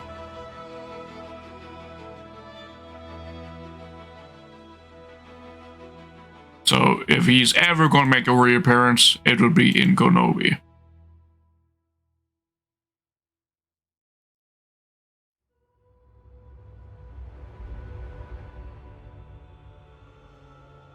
And then imagine they have Vader kill off Jar Jar. That'd be sad, but I wouldn't be surprised them do that. Or like give Jar Jar a sort of a self-sacrifice end type out to help redeem him for people who still don't like Jar Jar. I like Jar Jar, but I understand why some people have issue with Jar Jar. Could have been better utilized in the prequel trilogy. Now to work, we'll be back in 20 once I get on the train. Alright. Yes, Jar Jar dying would be painful. But I wouldn't put it past the likes of Vader to kill Jar Jar is my worry. Because I don't want to see Jar Jar die, but Vader would be that type of person to kill. And also, Jar Jar's the type of person who would do a self-sacrifice in order to save others. Redeem himself to himself for his role in the rise of the Empire.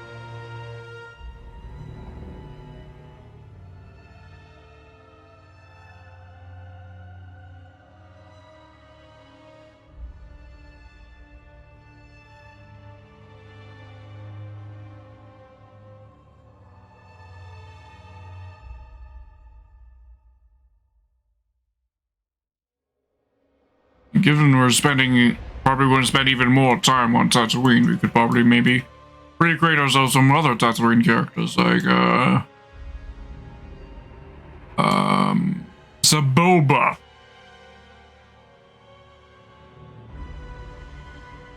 And, Watto.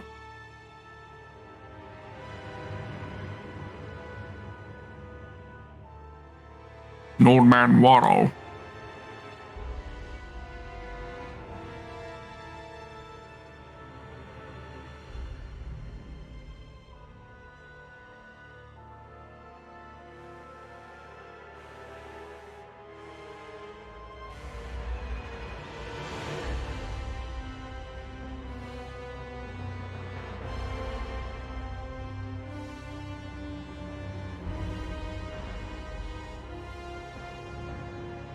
Although I'm not sure what the current state is of pod racing in this era of Star Wars, because I heard somewhere that the Empire outlawed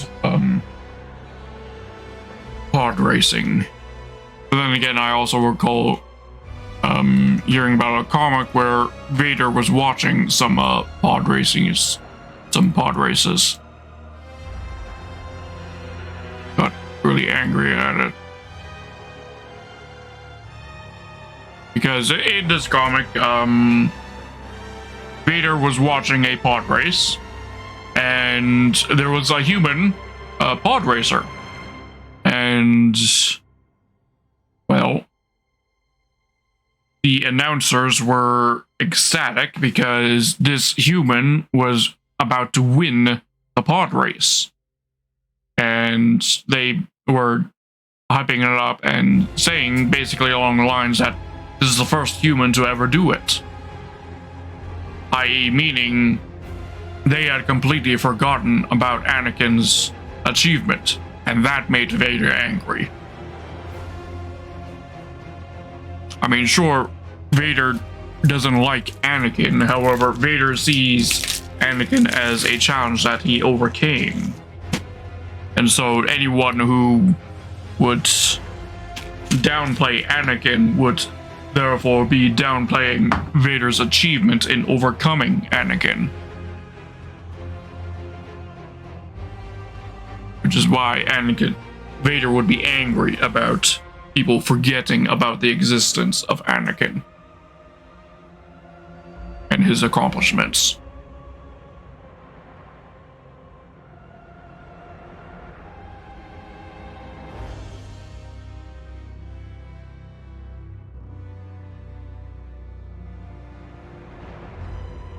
Then again, I'm not sure if this comic is Legends or canon. I don't know.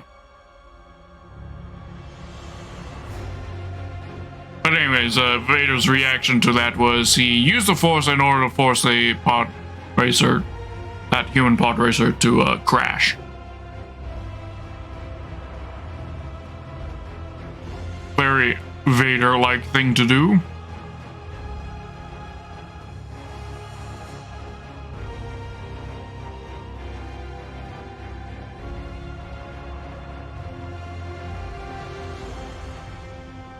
So, yeah. I'm not sure if pod racing is banned or not, or if it became banned after this event. I don't know. I mean, Vader's definitely petty enough to ban it himself. With his authority, I'm sure it would be within his power.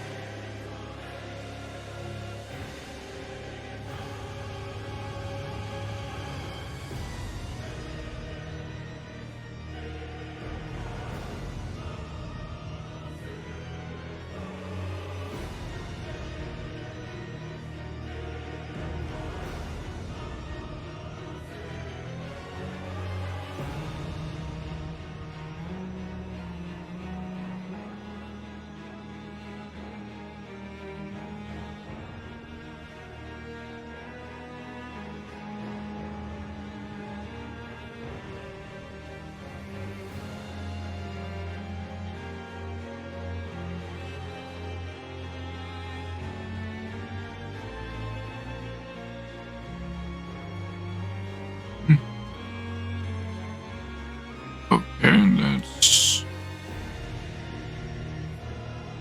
consistent. Extra error right there. Misaligned from between the normal map and the metallic gloss and alpha maps.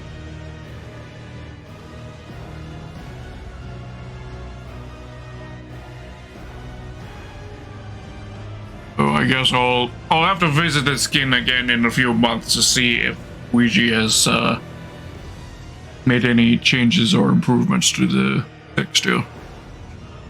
I honestly expect they will.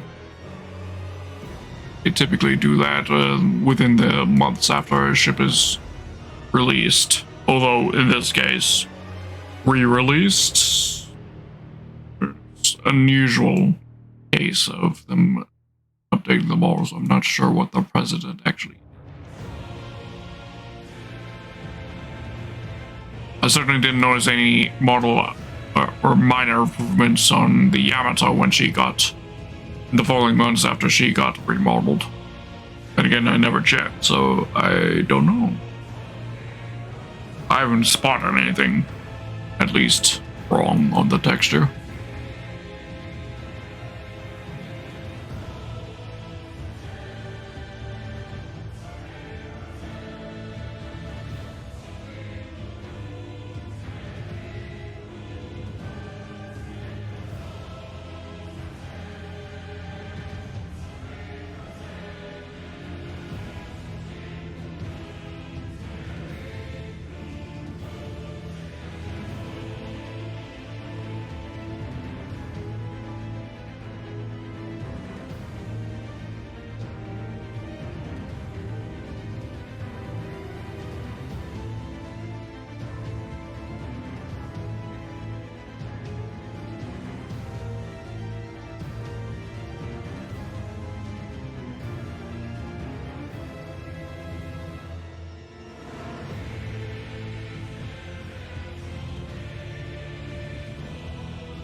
I mean, if an Empire were to ban pod racing, it would probably be done as an attempt to throttle the influence of the Hutts.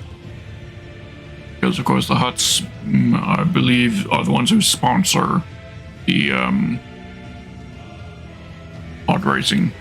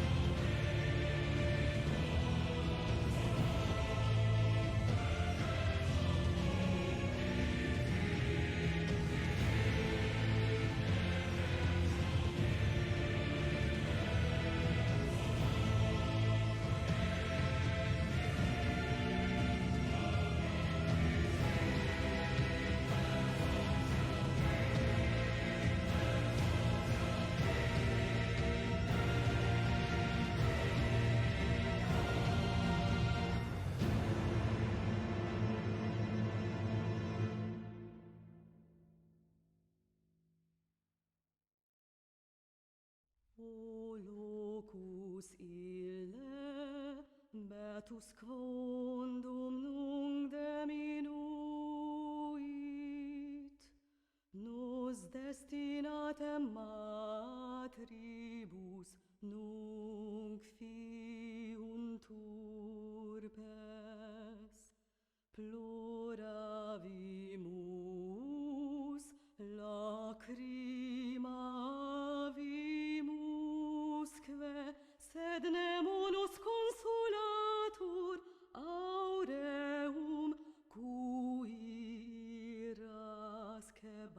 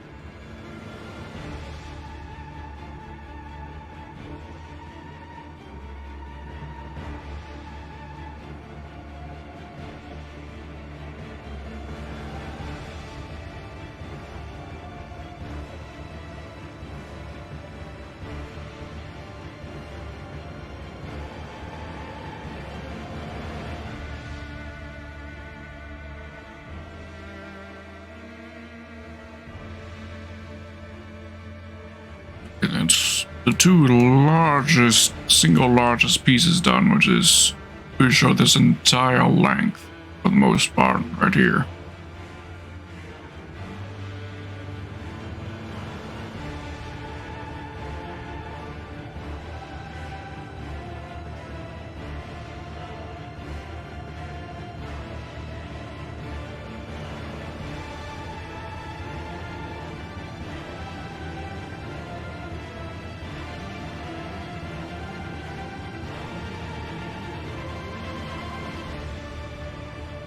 Would like to locate though is I think these right here.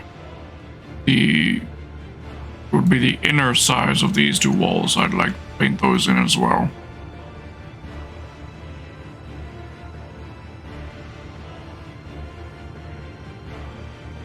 For doing that, we'll do a test render to confirm that that is the case.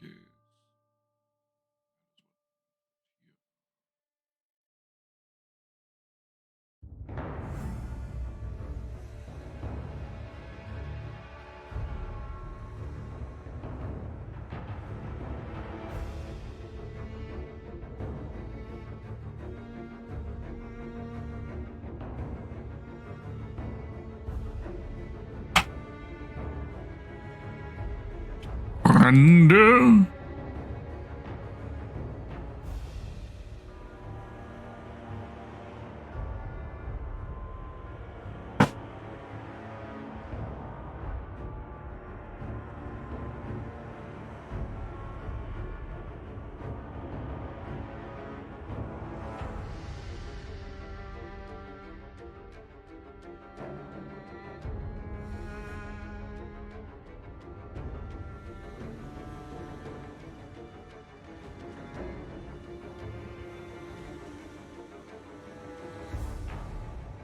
yep.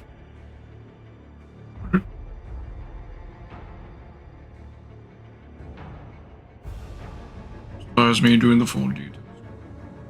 So, I'll do that in case I was wrong.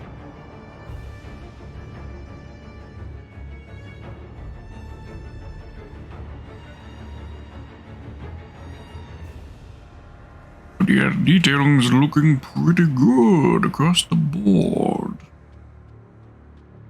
Missing the fourth portion right here.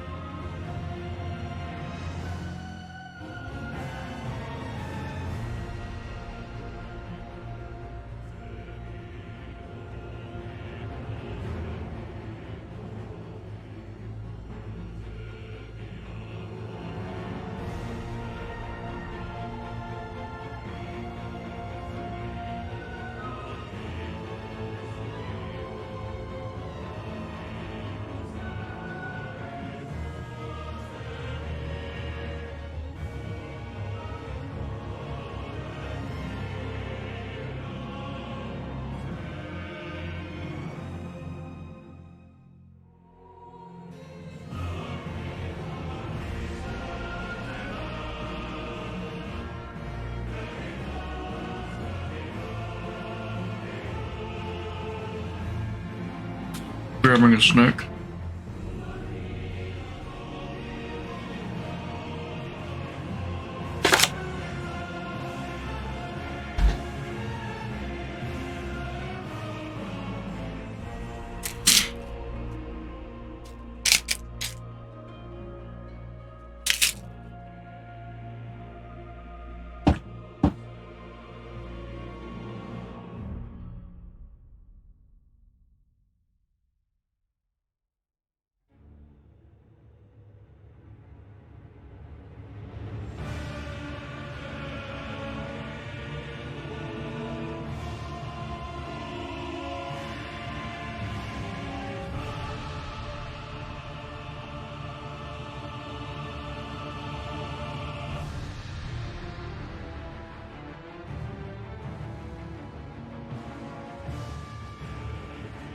We'll be doing a little bit of experimentation as to which video game soundtracks are safe to listen to.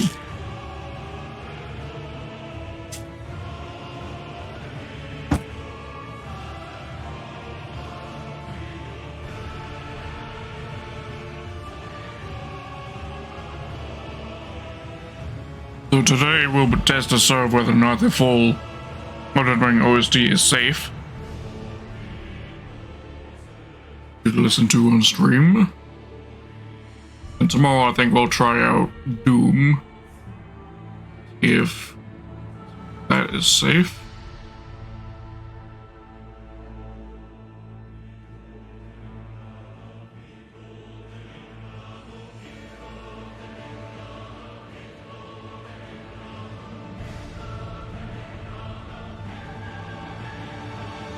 Then I think next skinning stream after that, I think, which would be Monday's skinning stream, we'll test the Sea of Thieves OST, see if it's safe.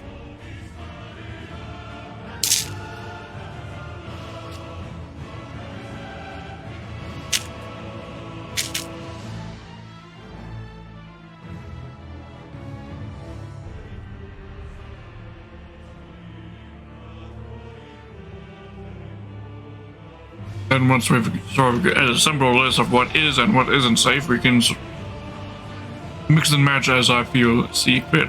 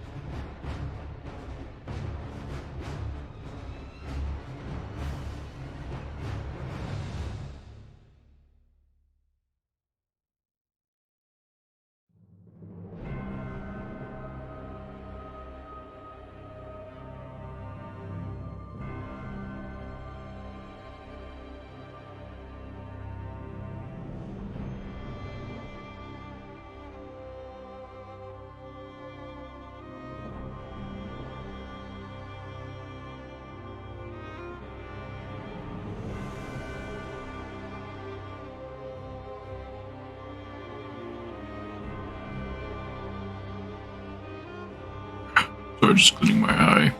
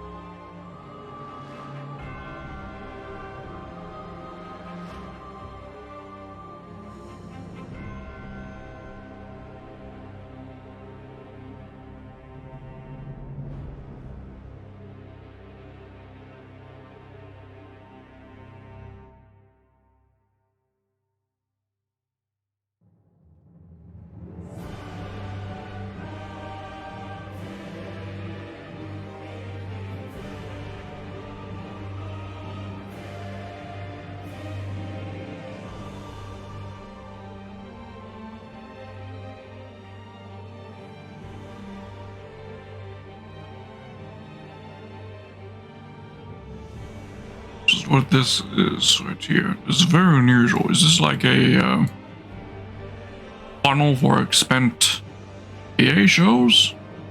That would definitely be a new thing.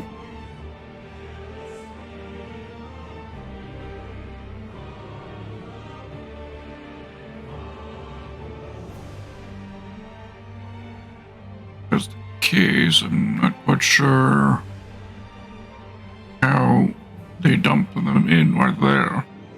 See an actual port for them to be putting the shows in, so I'm very confused. Perplexed.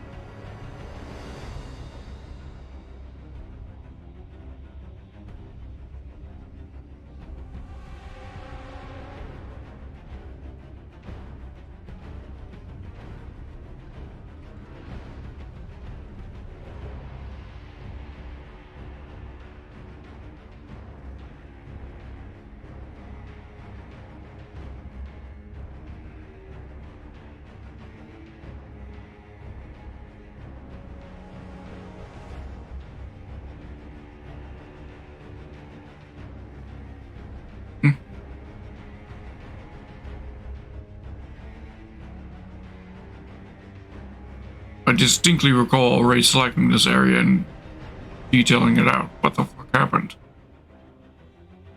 Eh? The fuck?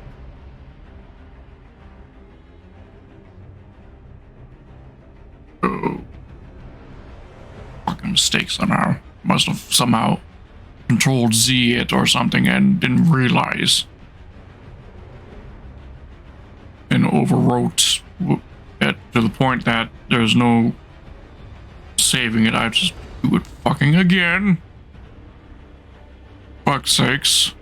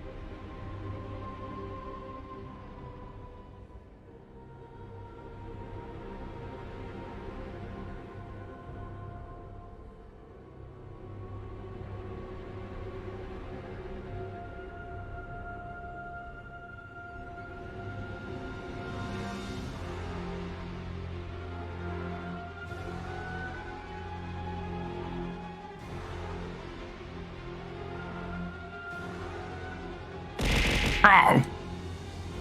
Welcome back, Winston. How you doing?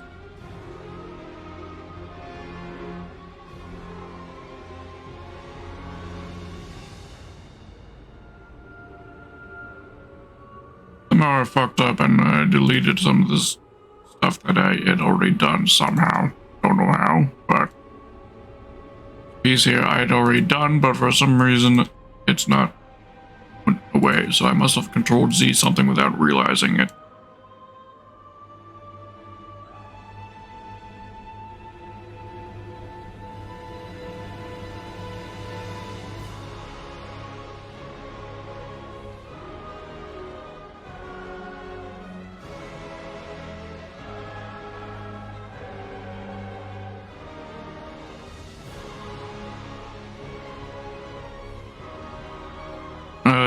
Missed bus to the train.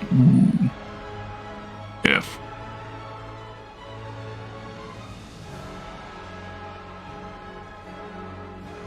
Big F for that.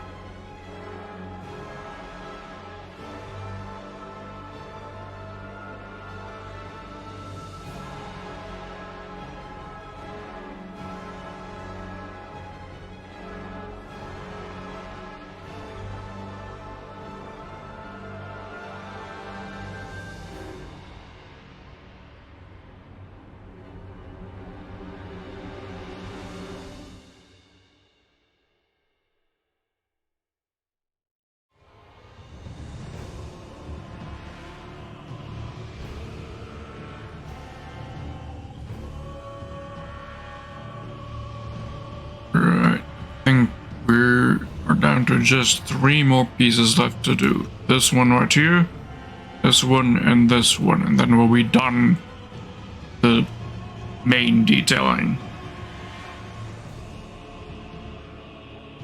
We're getting close. We are getting pretty damn close. Missing it all.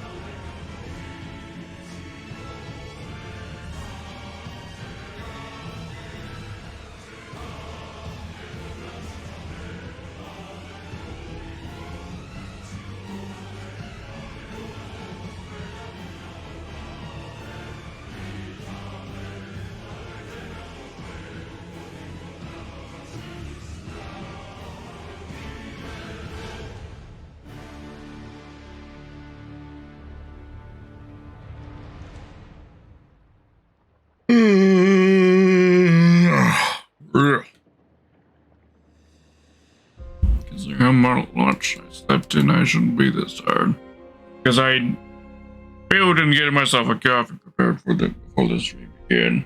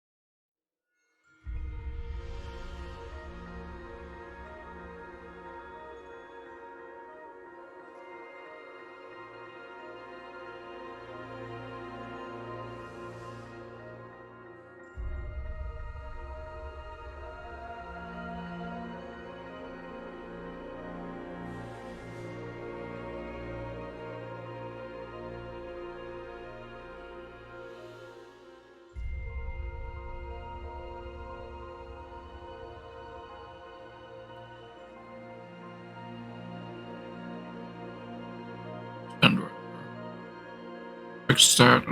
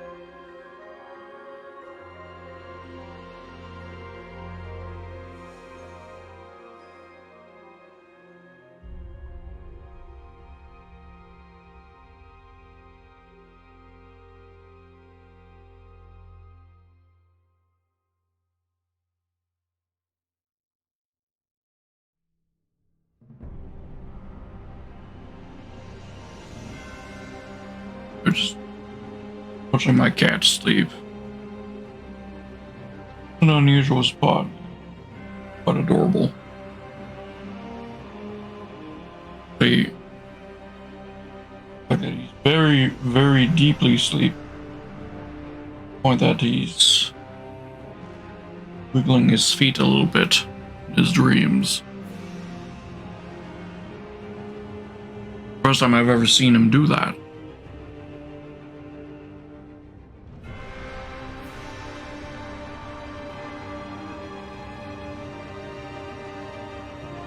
And that's something that Max would do all the time. Every time he would sleep, he would kick or move about quite a bit, his feet about quite a bit, sleep running or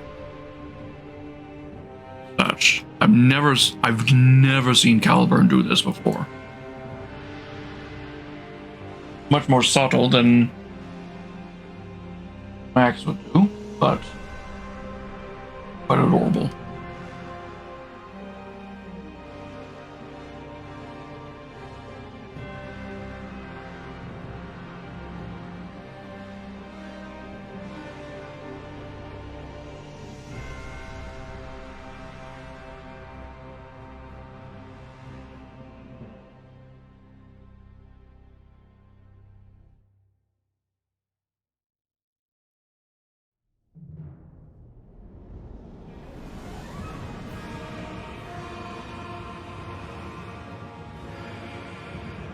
Recently, Calverin's been doing a lot more. He's been hanging out with me a lot more lately, which kind of makes sense given Louis passed away, who was his playmate. And Gem doesn't want to be a playmate. She's never been a playmate for another cat. Really, she's been too antisocial for that. So unfortunately now Caliburn doesn't have a playmate anymore. He's been hanging out with me, and I've been trying my best to be his new playmate.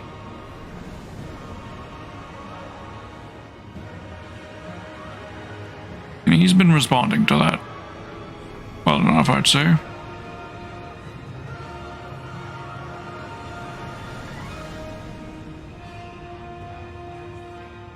We got the ashes for Louis back just last week.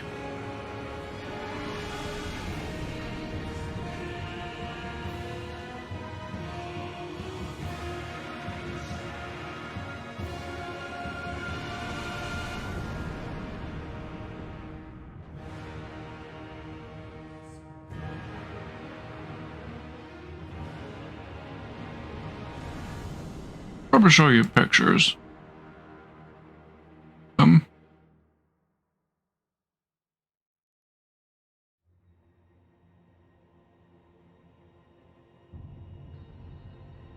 Now these pictures are a few years old, so that them a little bit younger. But that right there is Louis. That was Louis. That's Gem. And that's Caliburn. And Caliburn again.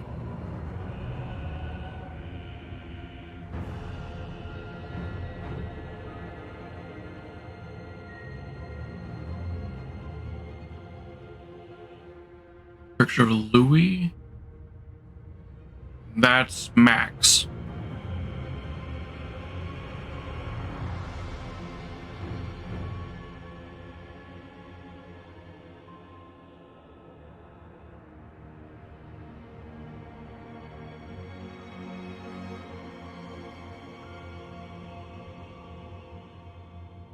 Louis, Gemini, Caliburn, Louis again, and Max.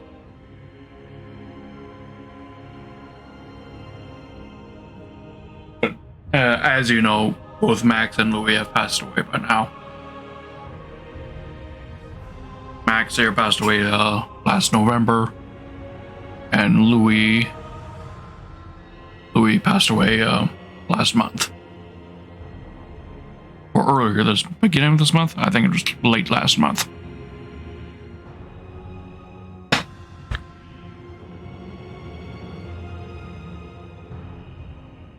than just Caliburn and Gem.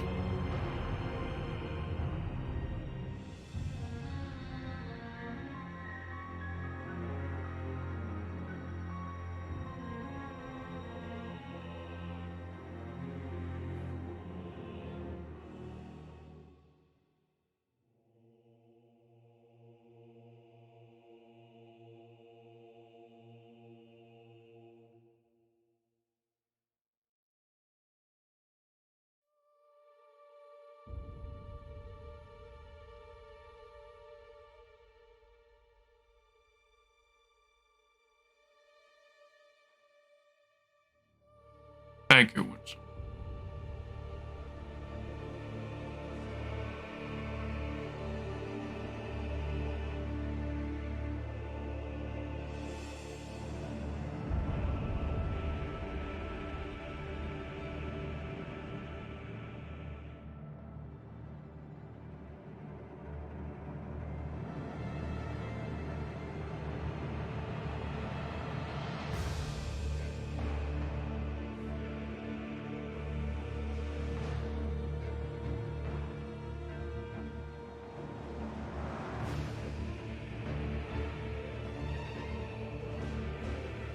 But since Louis and Max's passing, I've been trying to make a little bit more effort in towards taking actual pictures of them, because when Max passed away, it wasn't until after he passed away that I realized I didn't really have many photos of him.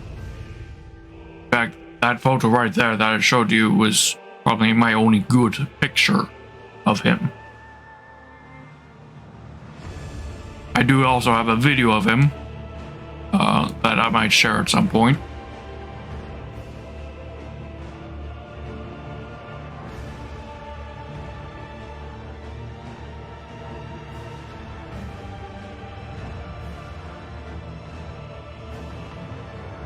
Well, Jim, Caliburn, and Louis are all about the same age, so they're about 6 years old now, or at least Louis would be 6. I mean, yeah. And Max would be, if Max were still alive, he'd be about 15.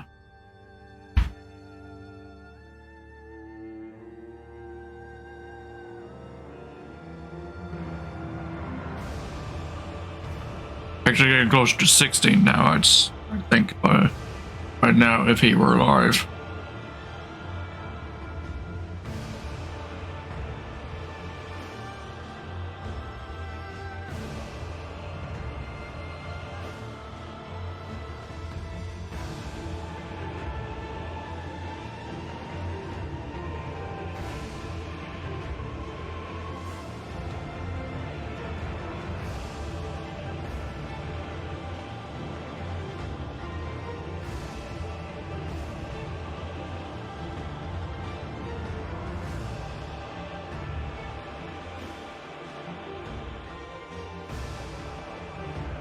Yeah, well, I don't know when Max's birthday is.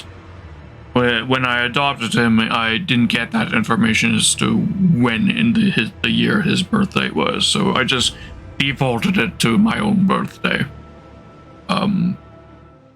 So based off of that, I'd say if Max were alive, he'd be 15, then turning 16 next January.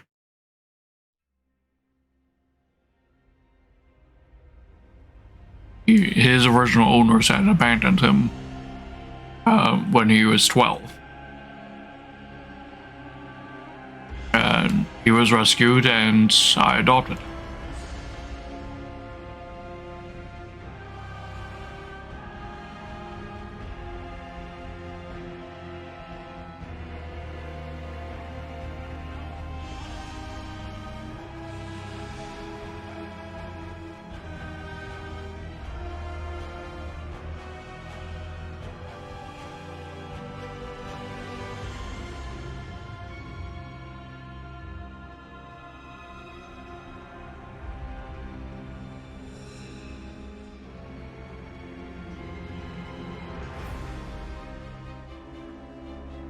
So I only had Max for a few years.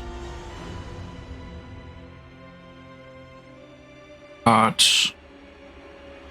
in those few years, he was by far the most affectionate cat I've ever had. More so than Caliburn, Louis, or any previous cat I've had.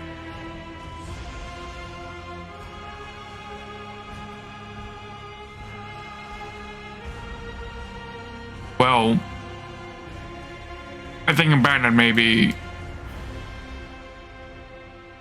might be strong of a term, but basically, as I understand, Max's previous family decided not to take him with them when they were moving country.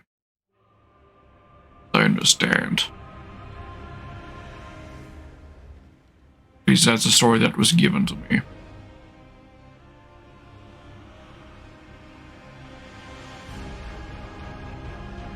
Even so, I still think that was cruel of them to do. Sure, it would have been difficult to bring him to another country, but they should have still done that. But then again, maybe if they're the type of people who would abandon a cat like that, then maybe he was better off with me.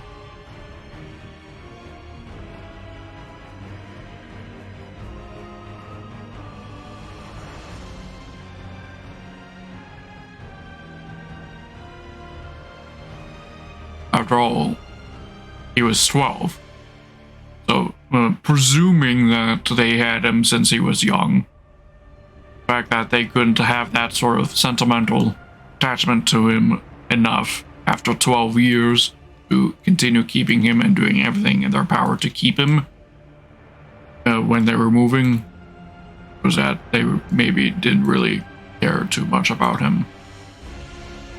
The fact that he had that crooked ear that in that picture was all of them neglecting him a bit.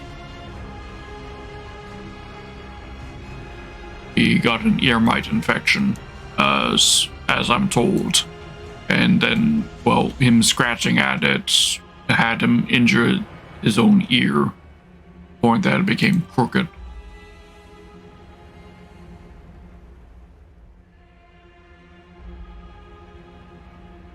It's unclear to me whether or not he was currently suffering from that infection or not when the shelter got him. That bit is unclear. I just know that the shelter had him for a pretty long time as well. Because, well, he was an elderly cat and a black cat. Both of those make adoption pretty difficult. Because unfortunately there are stigmas about black cats, and so black cats are hard to adopt out. Plus, elderly cats are also hard to adopt out because people want young cats. So he had a bit of a double whammy of things going on for him that made him, quote unquote, unattractive to adopt.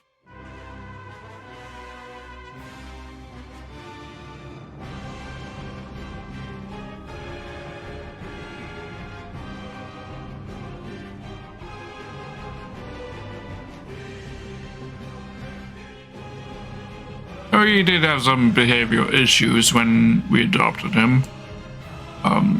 Chewing wires, being very picky about his litter box.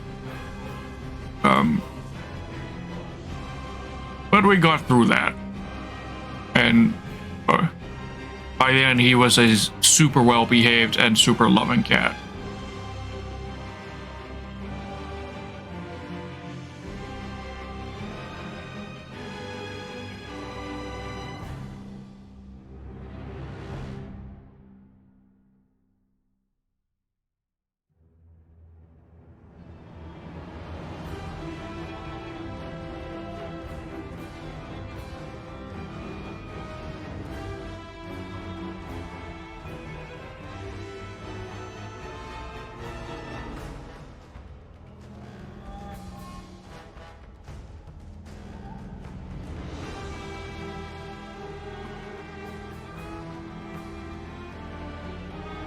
was a waste of my time.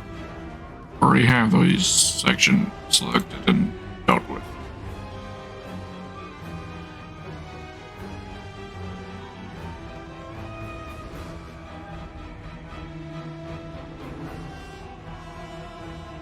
I thought I was working on this piece.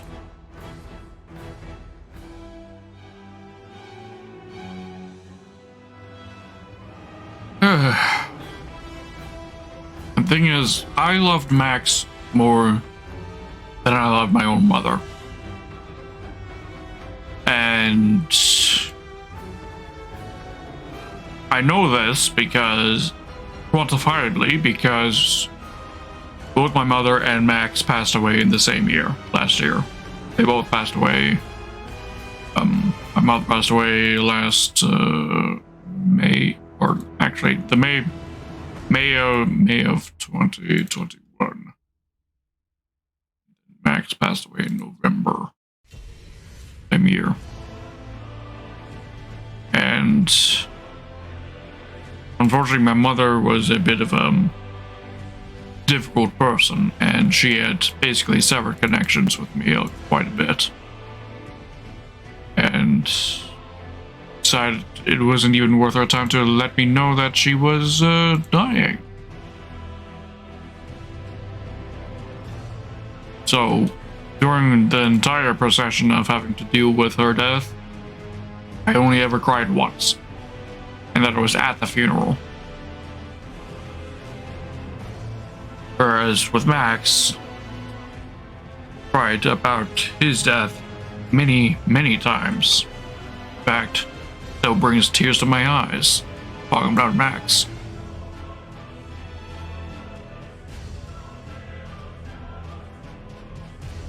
It goes to show you what genuine affection does for you.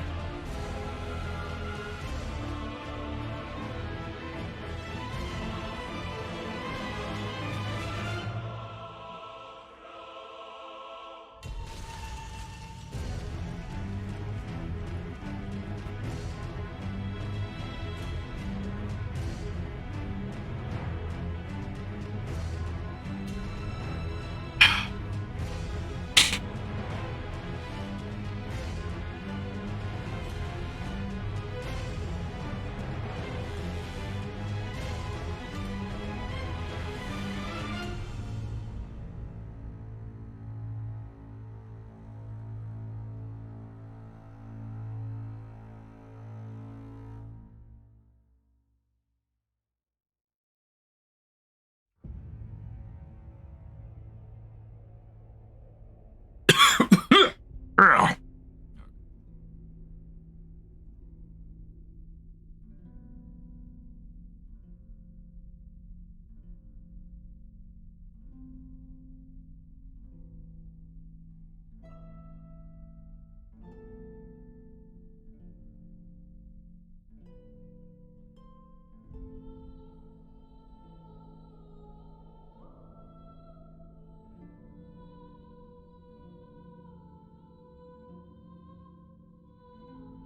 Oh yeah, Max definitely did.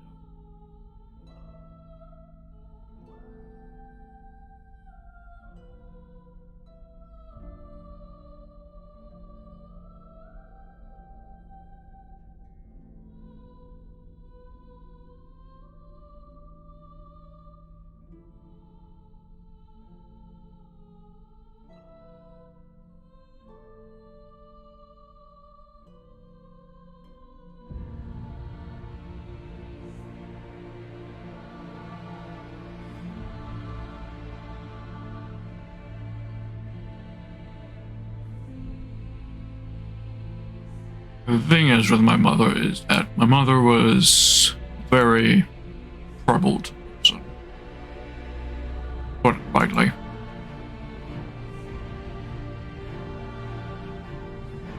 Growing up, she was very dismissive of me, I would say.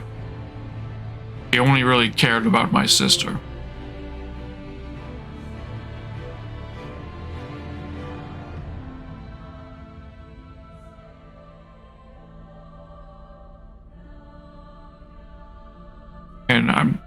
And it's not like I'm jealous of my sister for that.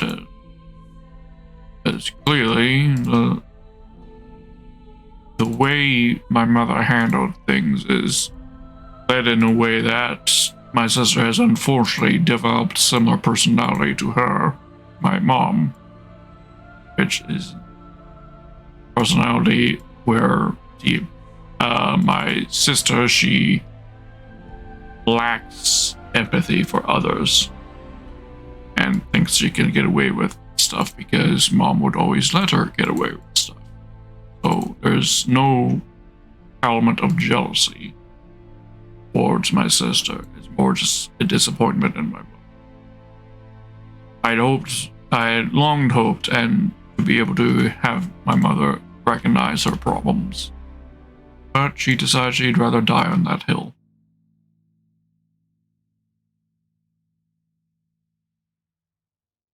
Unfortunate, but that's what it is.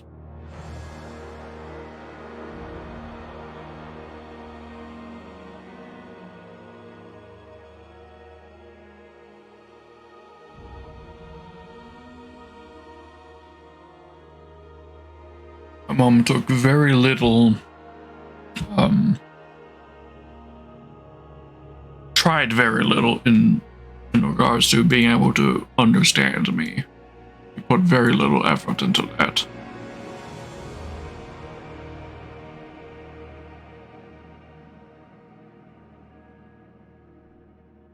Assumptions. Also didn't help that she was a forgetful person, and so whenever I had to tell her something important, and then she would forget that information. Because I was unimportant to her, so she wouldn't bother memorizing that information. And then would get angry at me for not telling her about something important when, in fact, I did.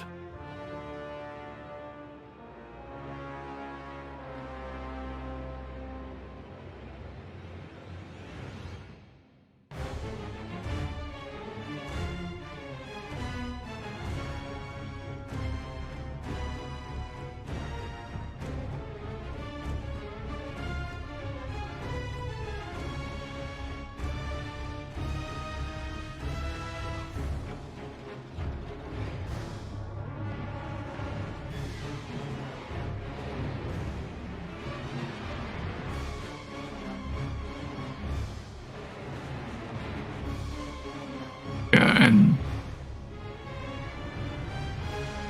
another great example of my relationship was her. The second to last time I ever saw her in person alive was in court. And it's because she decided to fabricate a story involving me in order to create hearsay against my stepfather. In order to pin my stepfather as being a bad person and therefore doesn't deserve the money that he makes, and that money should ergo go to her for her emotional damages when my parents broke apart.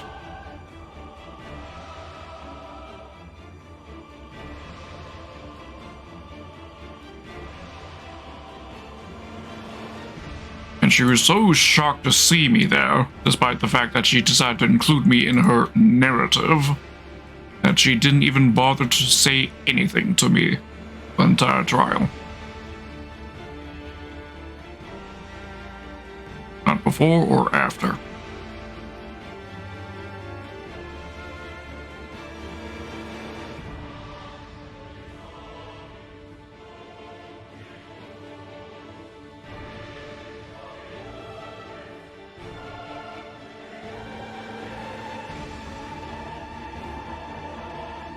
And a lot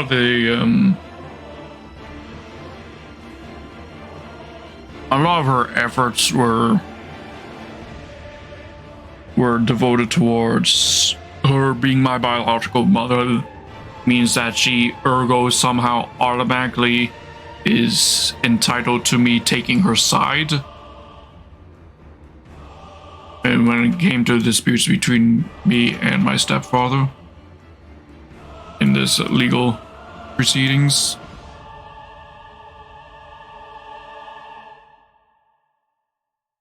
of course, upset when I didn't.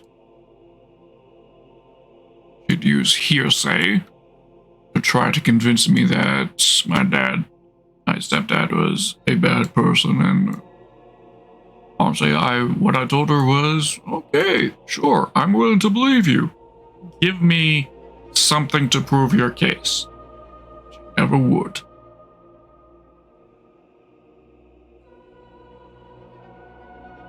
I called her on her bullshit on that. God.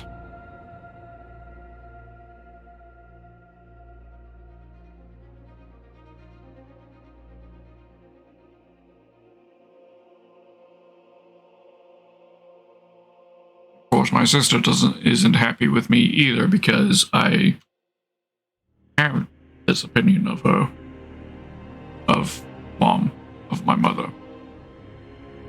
Sister can't comprehend how unique the treatment my mother gave her was.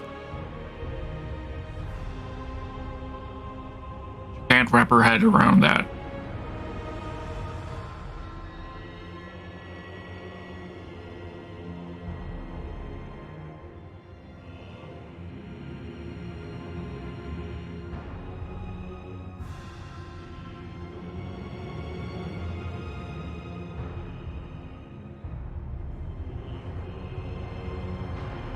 I mean, it's not like my mom was abusive to me or anything, and she wasn't.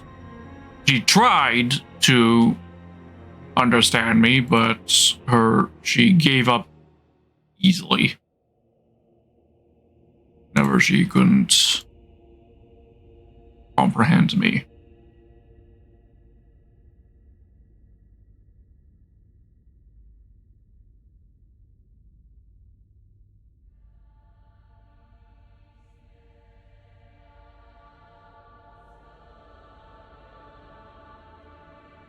I mean, to her credit, she decided to get herself quite involved in the Autism Ontario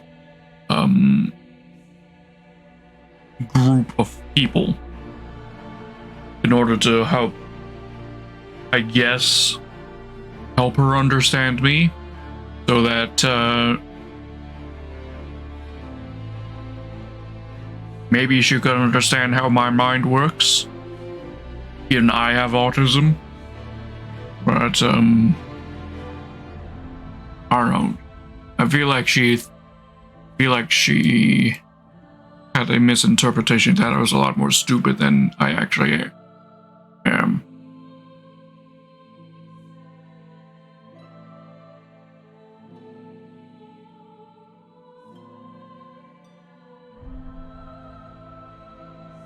I don't think she ever quite understood that I was actually smart.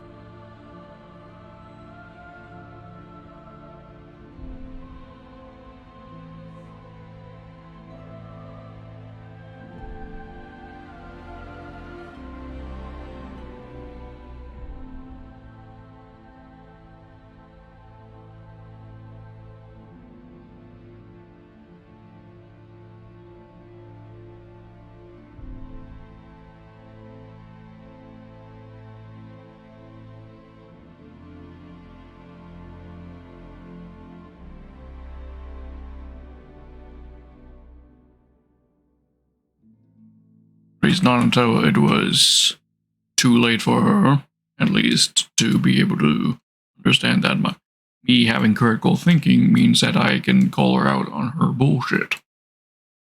And once she kind of realized that, she just gave up on me.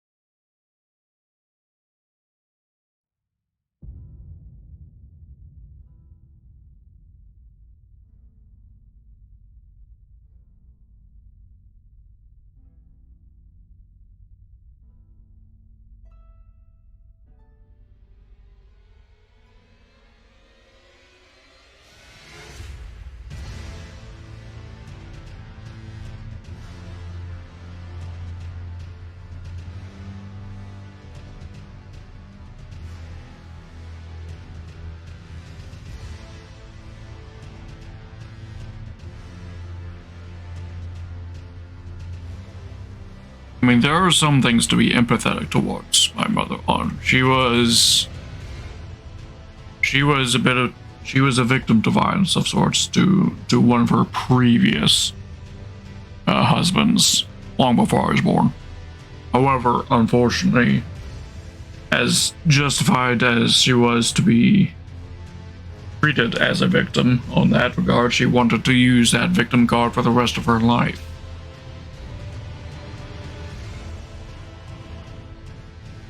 And expected to be treated as such.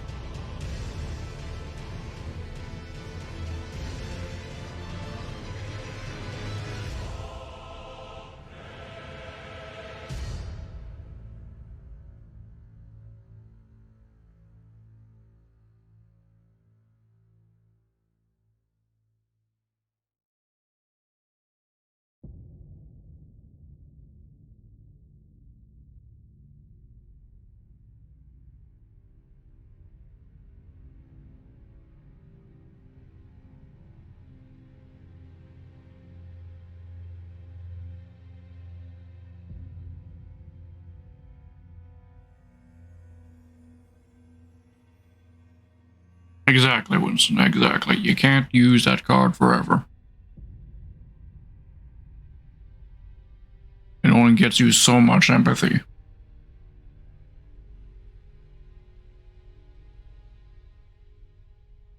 After that, you gotta earn it. And she didn't want to. Felt like she was deserved all the empathy in the world.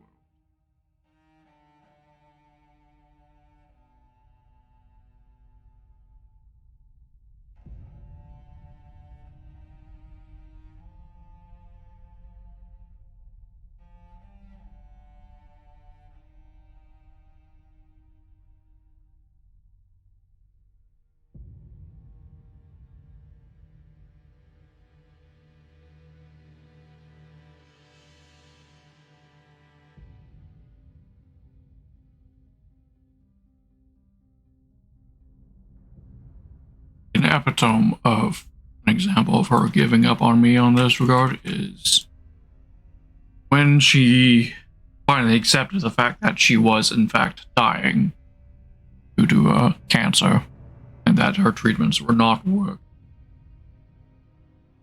that her death was inevitable.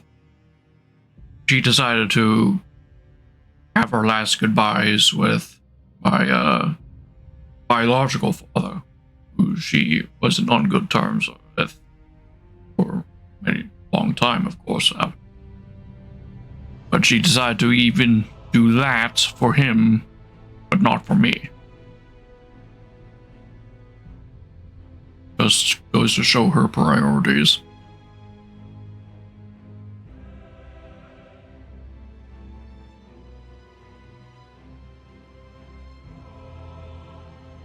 I was not worth the effort to have our last goodbyes. In her mind.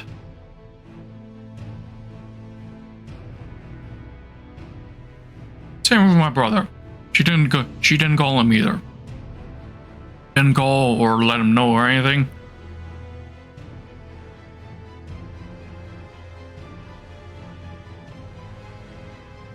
Similar to me, she also had this broken relationship with my older brother.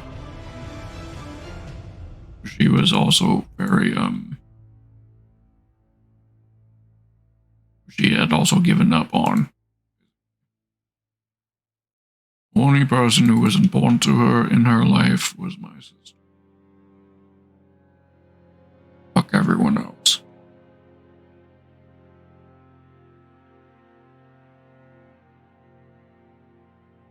Yes, I do have a half-brother.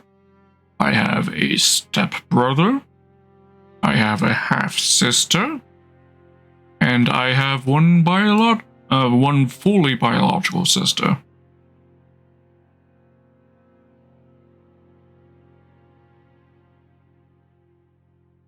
However, the only one that I grew up with was my biological sister.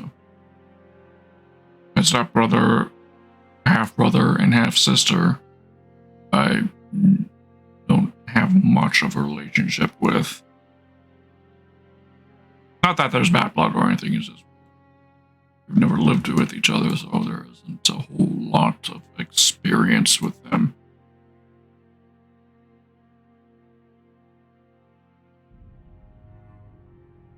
Well, some of them live far away, so.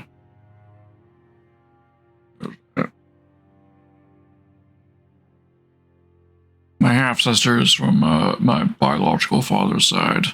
Whereas my half-brother is from my biological mother's side. And stepbrother is from my stepfather's side, obviously.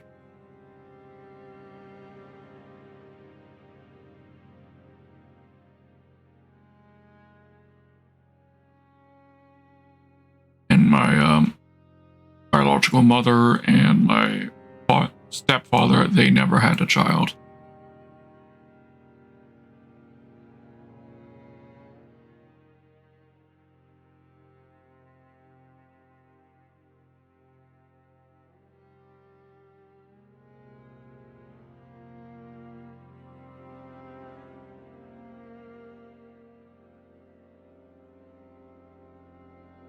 Well, kind of. It's big if you look at it from the outside, but I mean, it was for me and my sister, it was just basically us two and the stepfather and biological mother for all of our time growing up, with the occasional visits to our biological father.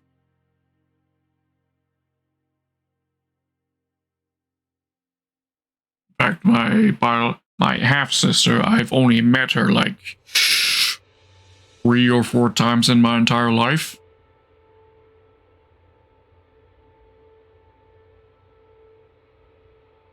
Technically speaking, I have another half-sister as well. However, I've never met her. No one has, because my mother gave her up as a baby.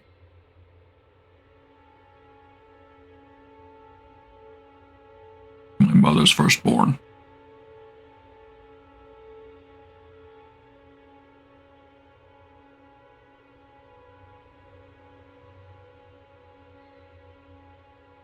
Because this is one of the things my stepfather did for my mom was assembling all the documentation, everything that she would need in order to be able to someday decide if she wanted to go and find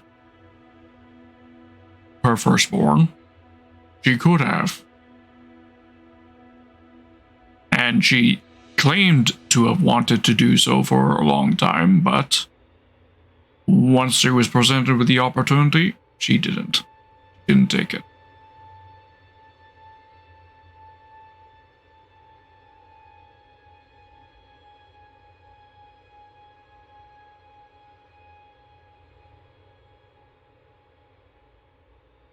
I doubt I will ever meet her in my life.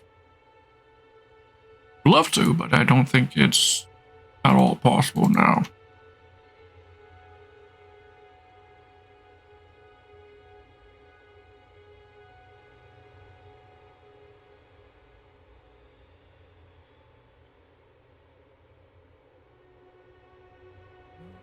That's the detailing done. Don't do any other tidbits.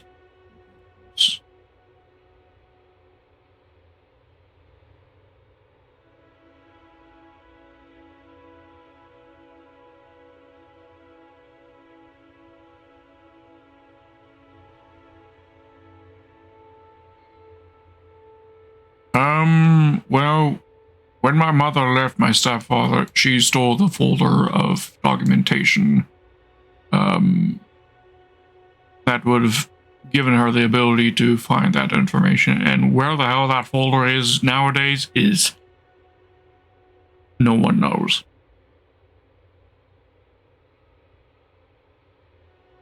Whether she kept it or threw it out, I have no idea.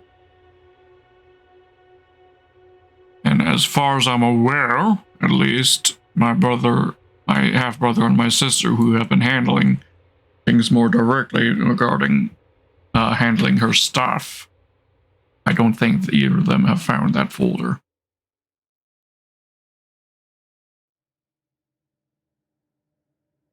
As far as I'm aware, at least. We don't talk too much about it, though.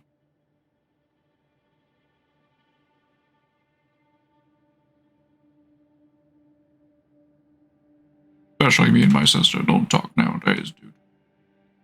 The previously mentioned issues regarding her having no ability to understand why I had issues with mom.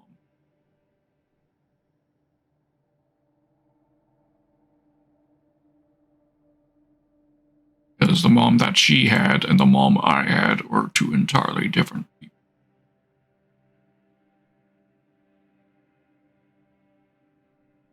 Figuratively, at least.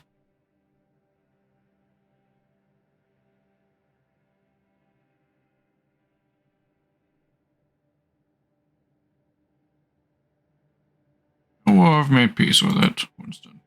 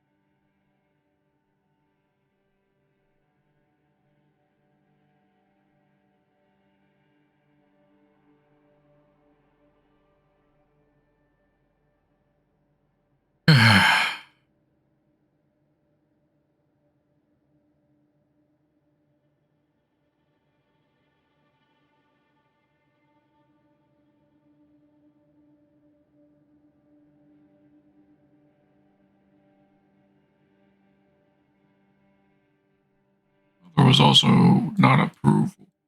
She didn't approve of me having interest in anyone. Because I only ever had one girlfriend, at least while my mother had a say in anything, and she didn't approve and didn't let me pursue that relationship. So, I mean, we pursued it in secret.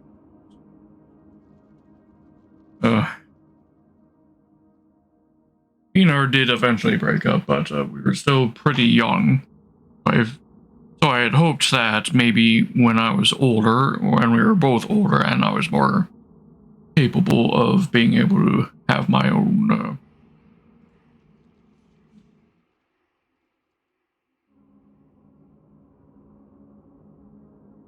what's the word?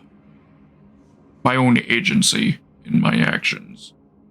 I hope that I'd be able to rekindle that relationship. Her name was Becky. But unfortunately, Becky died. Period. Later. Of course, and of course, my mother didn't care. She had no empathy towards me in regard to that. In fact, literally, the moment that she heard about Becky dying, first thing Mom did after that was give me a chore to do. Because she wanted me to do something for her. Didn't have any empathy for me regarding Becky's passing. Now, I wouldn't be surprised if she completely forgot about the fact that I had a relationship with Becky. Wouldn't be surprised if that was what happened there. course, I don't matter to her, so why would she memorize important things like that?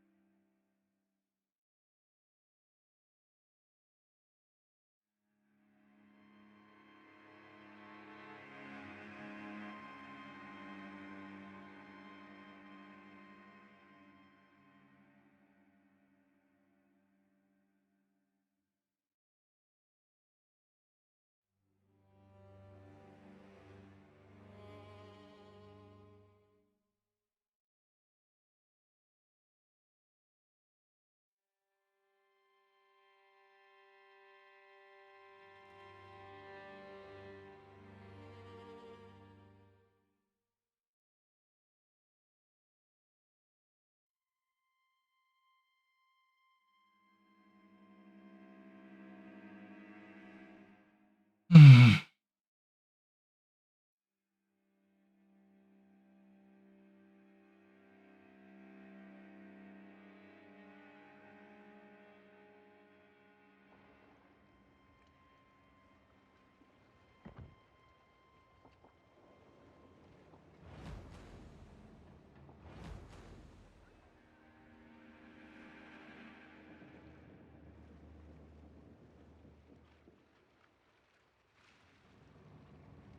We're inspecting.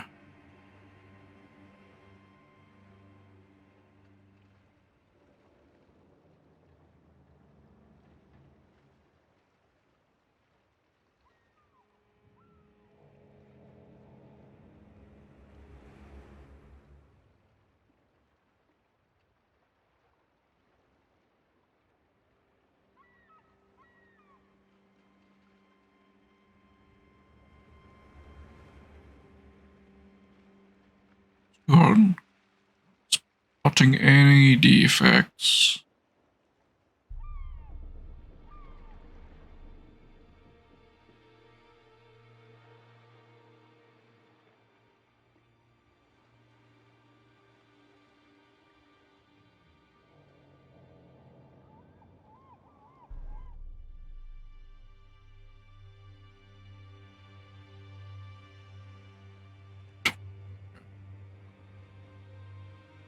Appears to be done. I just gotta finalize doing this.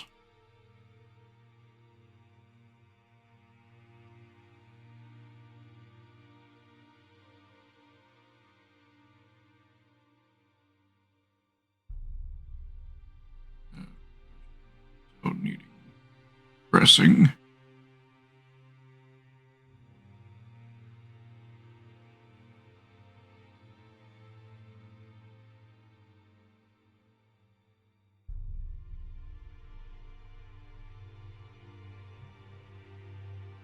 A gun.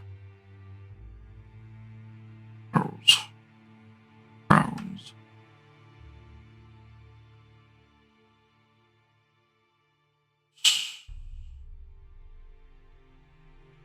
Means.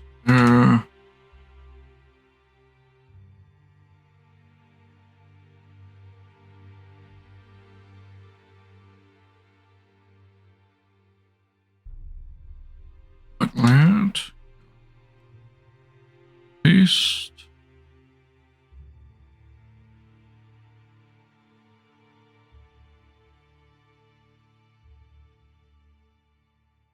Do finalized Intel DDS file saving format.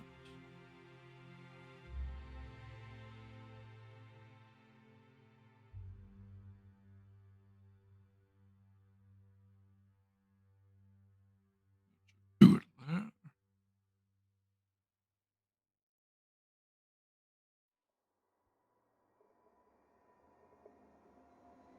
Close anything in here.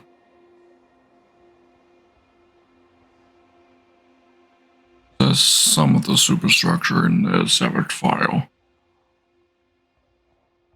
Is anything here of needs addressing though?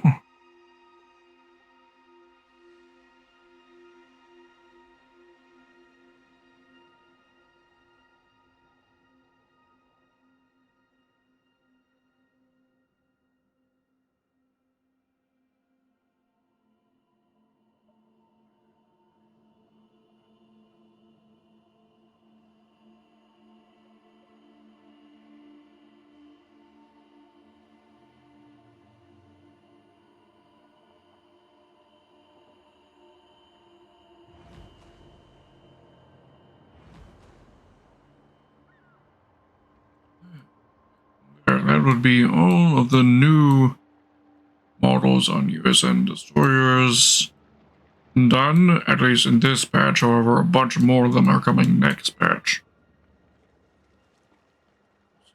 That we're probably going to be working on USN destroyers again over there. Probably within the next couple weeks, whenever the test server for patch 11.6 arrives.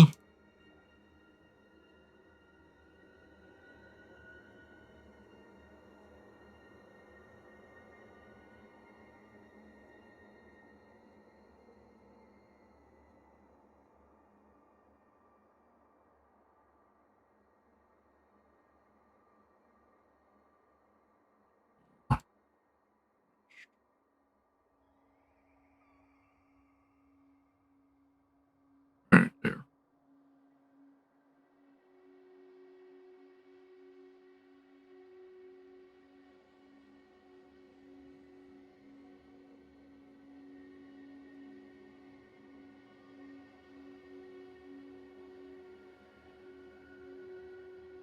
And that'll bring with it the rest of the USN Destroyer rework, which will include the Tier 2 to 7 factory ships, as well as the USS Sims Tier 7 Premium.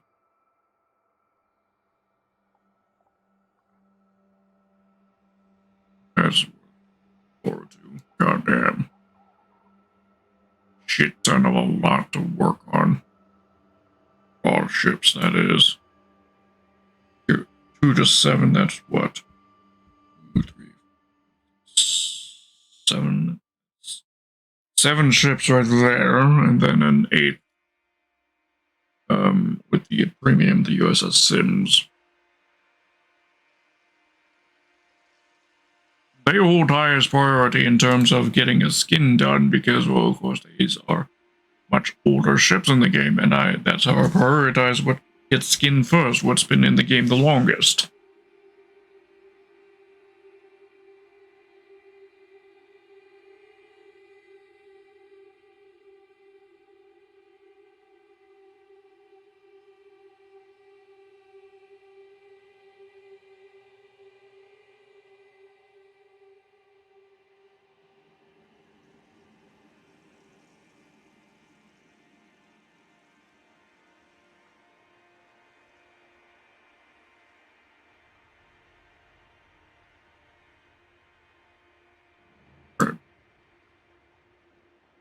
What we'll start working on next, until those models arrive for me to be able to work on them when the test server arrives, we'll work on next the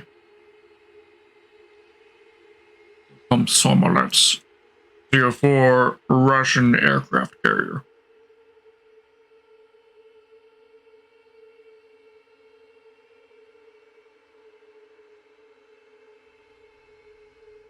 Those and add them to the number of ships skinned.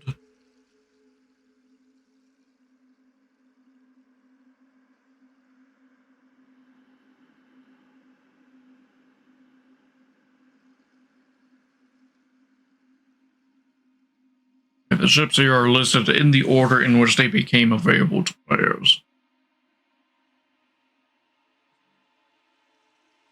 So, Somonets as being the oldest ship in the game that I don't have a full quality skin on. We had most of the Russian aircraft carriers, but then we had Worcester, Karnak, Cruisers, Wonderton, Moltbringer, Mackenzie, Heinrich, Zeiten, Ruprecht, and the Schleifen burn. All that before we actually got access to the Russian Tier 10 aircraft carrier, because they had to really prolong the length of the Russian aircraft carrier event in the game.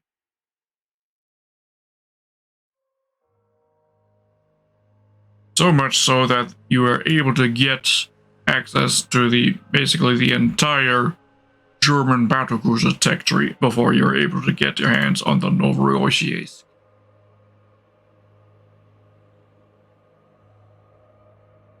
Wait, no, not the Novorossiysk, that's a battleship.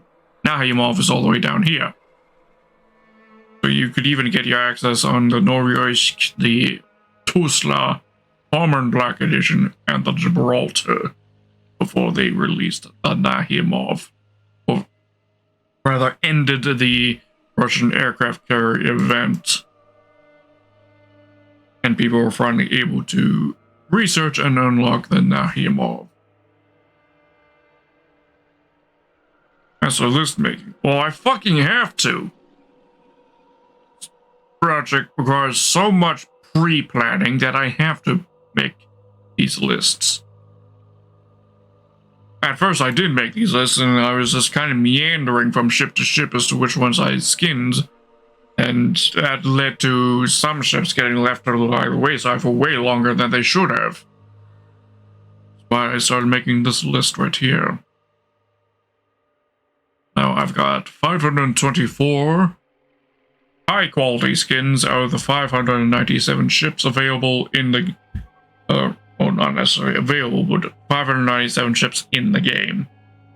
And that includes PvE ships, of course. Yeah. Like the ships that you have to escort.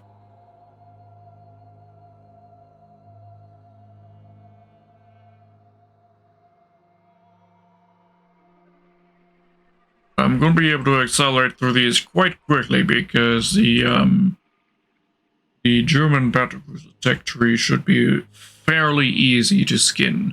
Their pattern is a very easy to do one.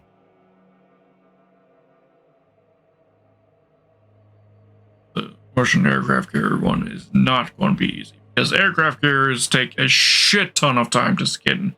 Aside from the ships themselves using a rather unusually complicated in their shape, their aircraft also take an absurd amount of time to skin up as well.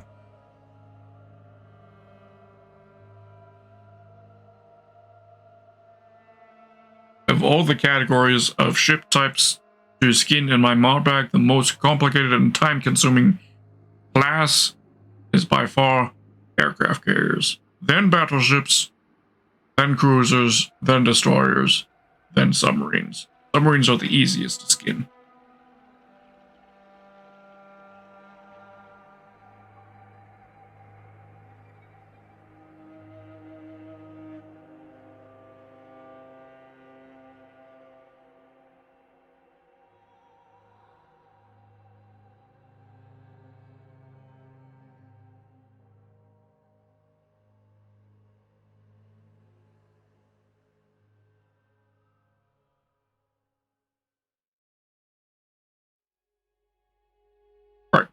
So we'll be ending the stream here, I guess. I don't have enough time to get started on the comms. So yeah, we'll be streaming later today with more Elden Ring. It'll be the last Elden Ring stream of the week, because tomorrow we'll shift over to World Warships because I fucking have to go to World Warships, because this is the last patch that I can get myself my hands on the fucking rank token, because the economy rework happens next week. Sorry, not next week, it happens next patch.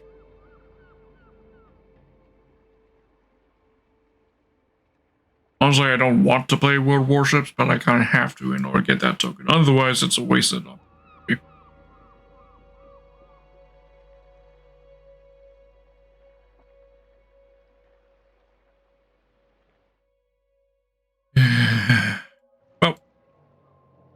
I'll see you guys later tonight in about 3-ish hours. Yeah, 3 hours from now. See you then. Meantime, rest, eat, whatever the hell it is y'all need to do. Talk to you later.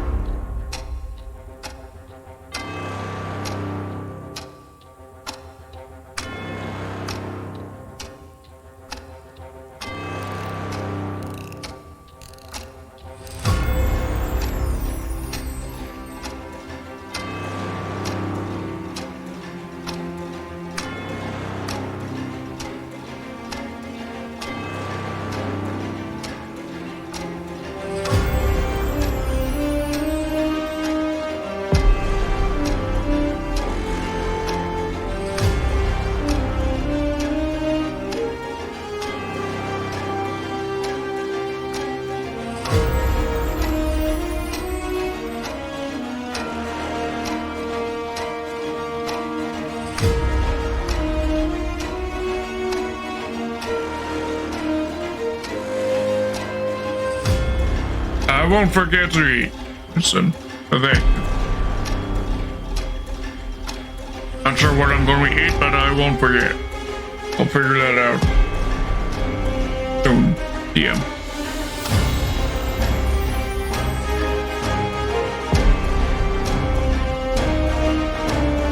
Thanks for the concern. Toodles!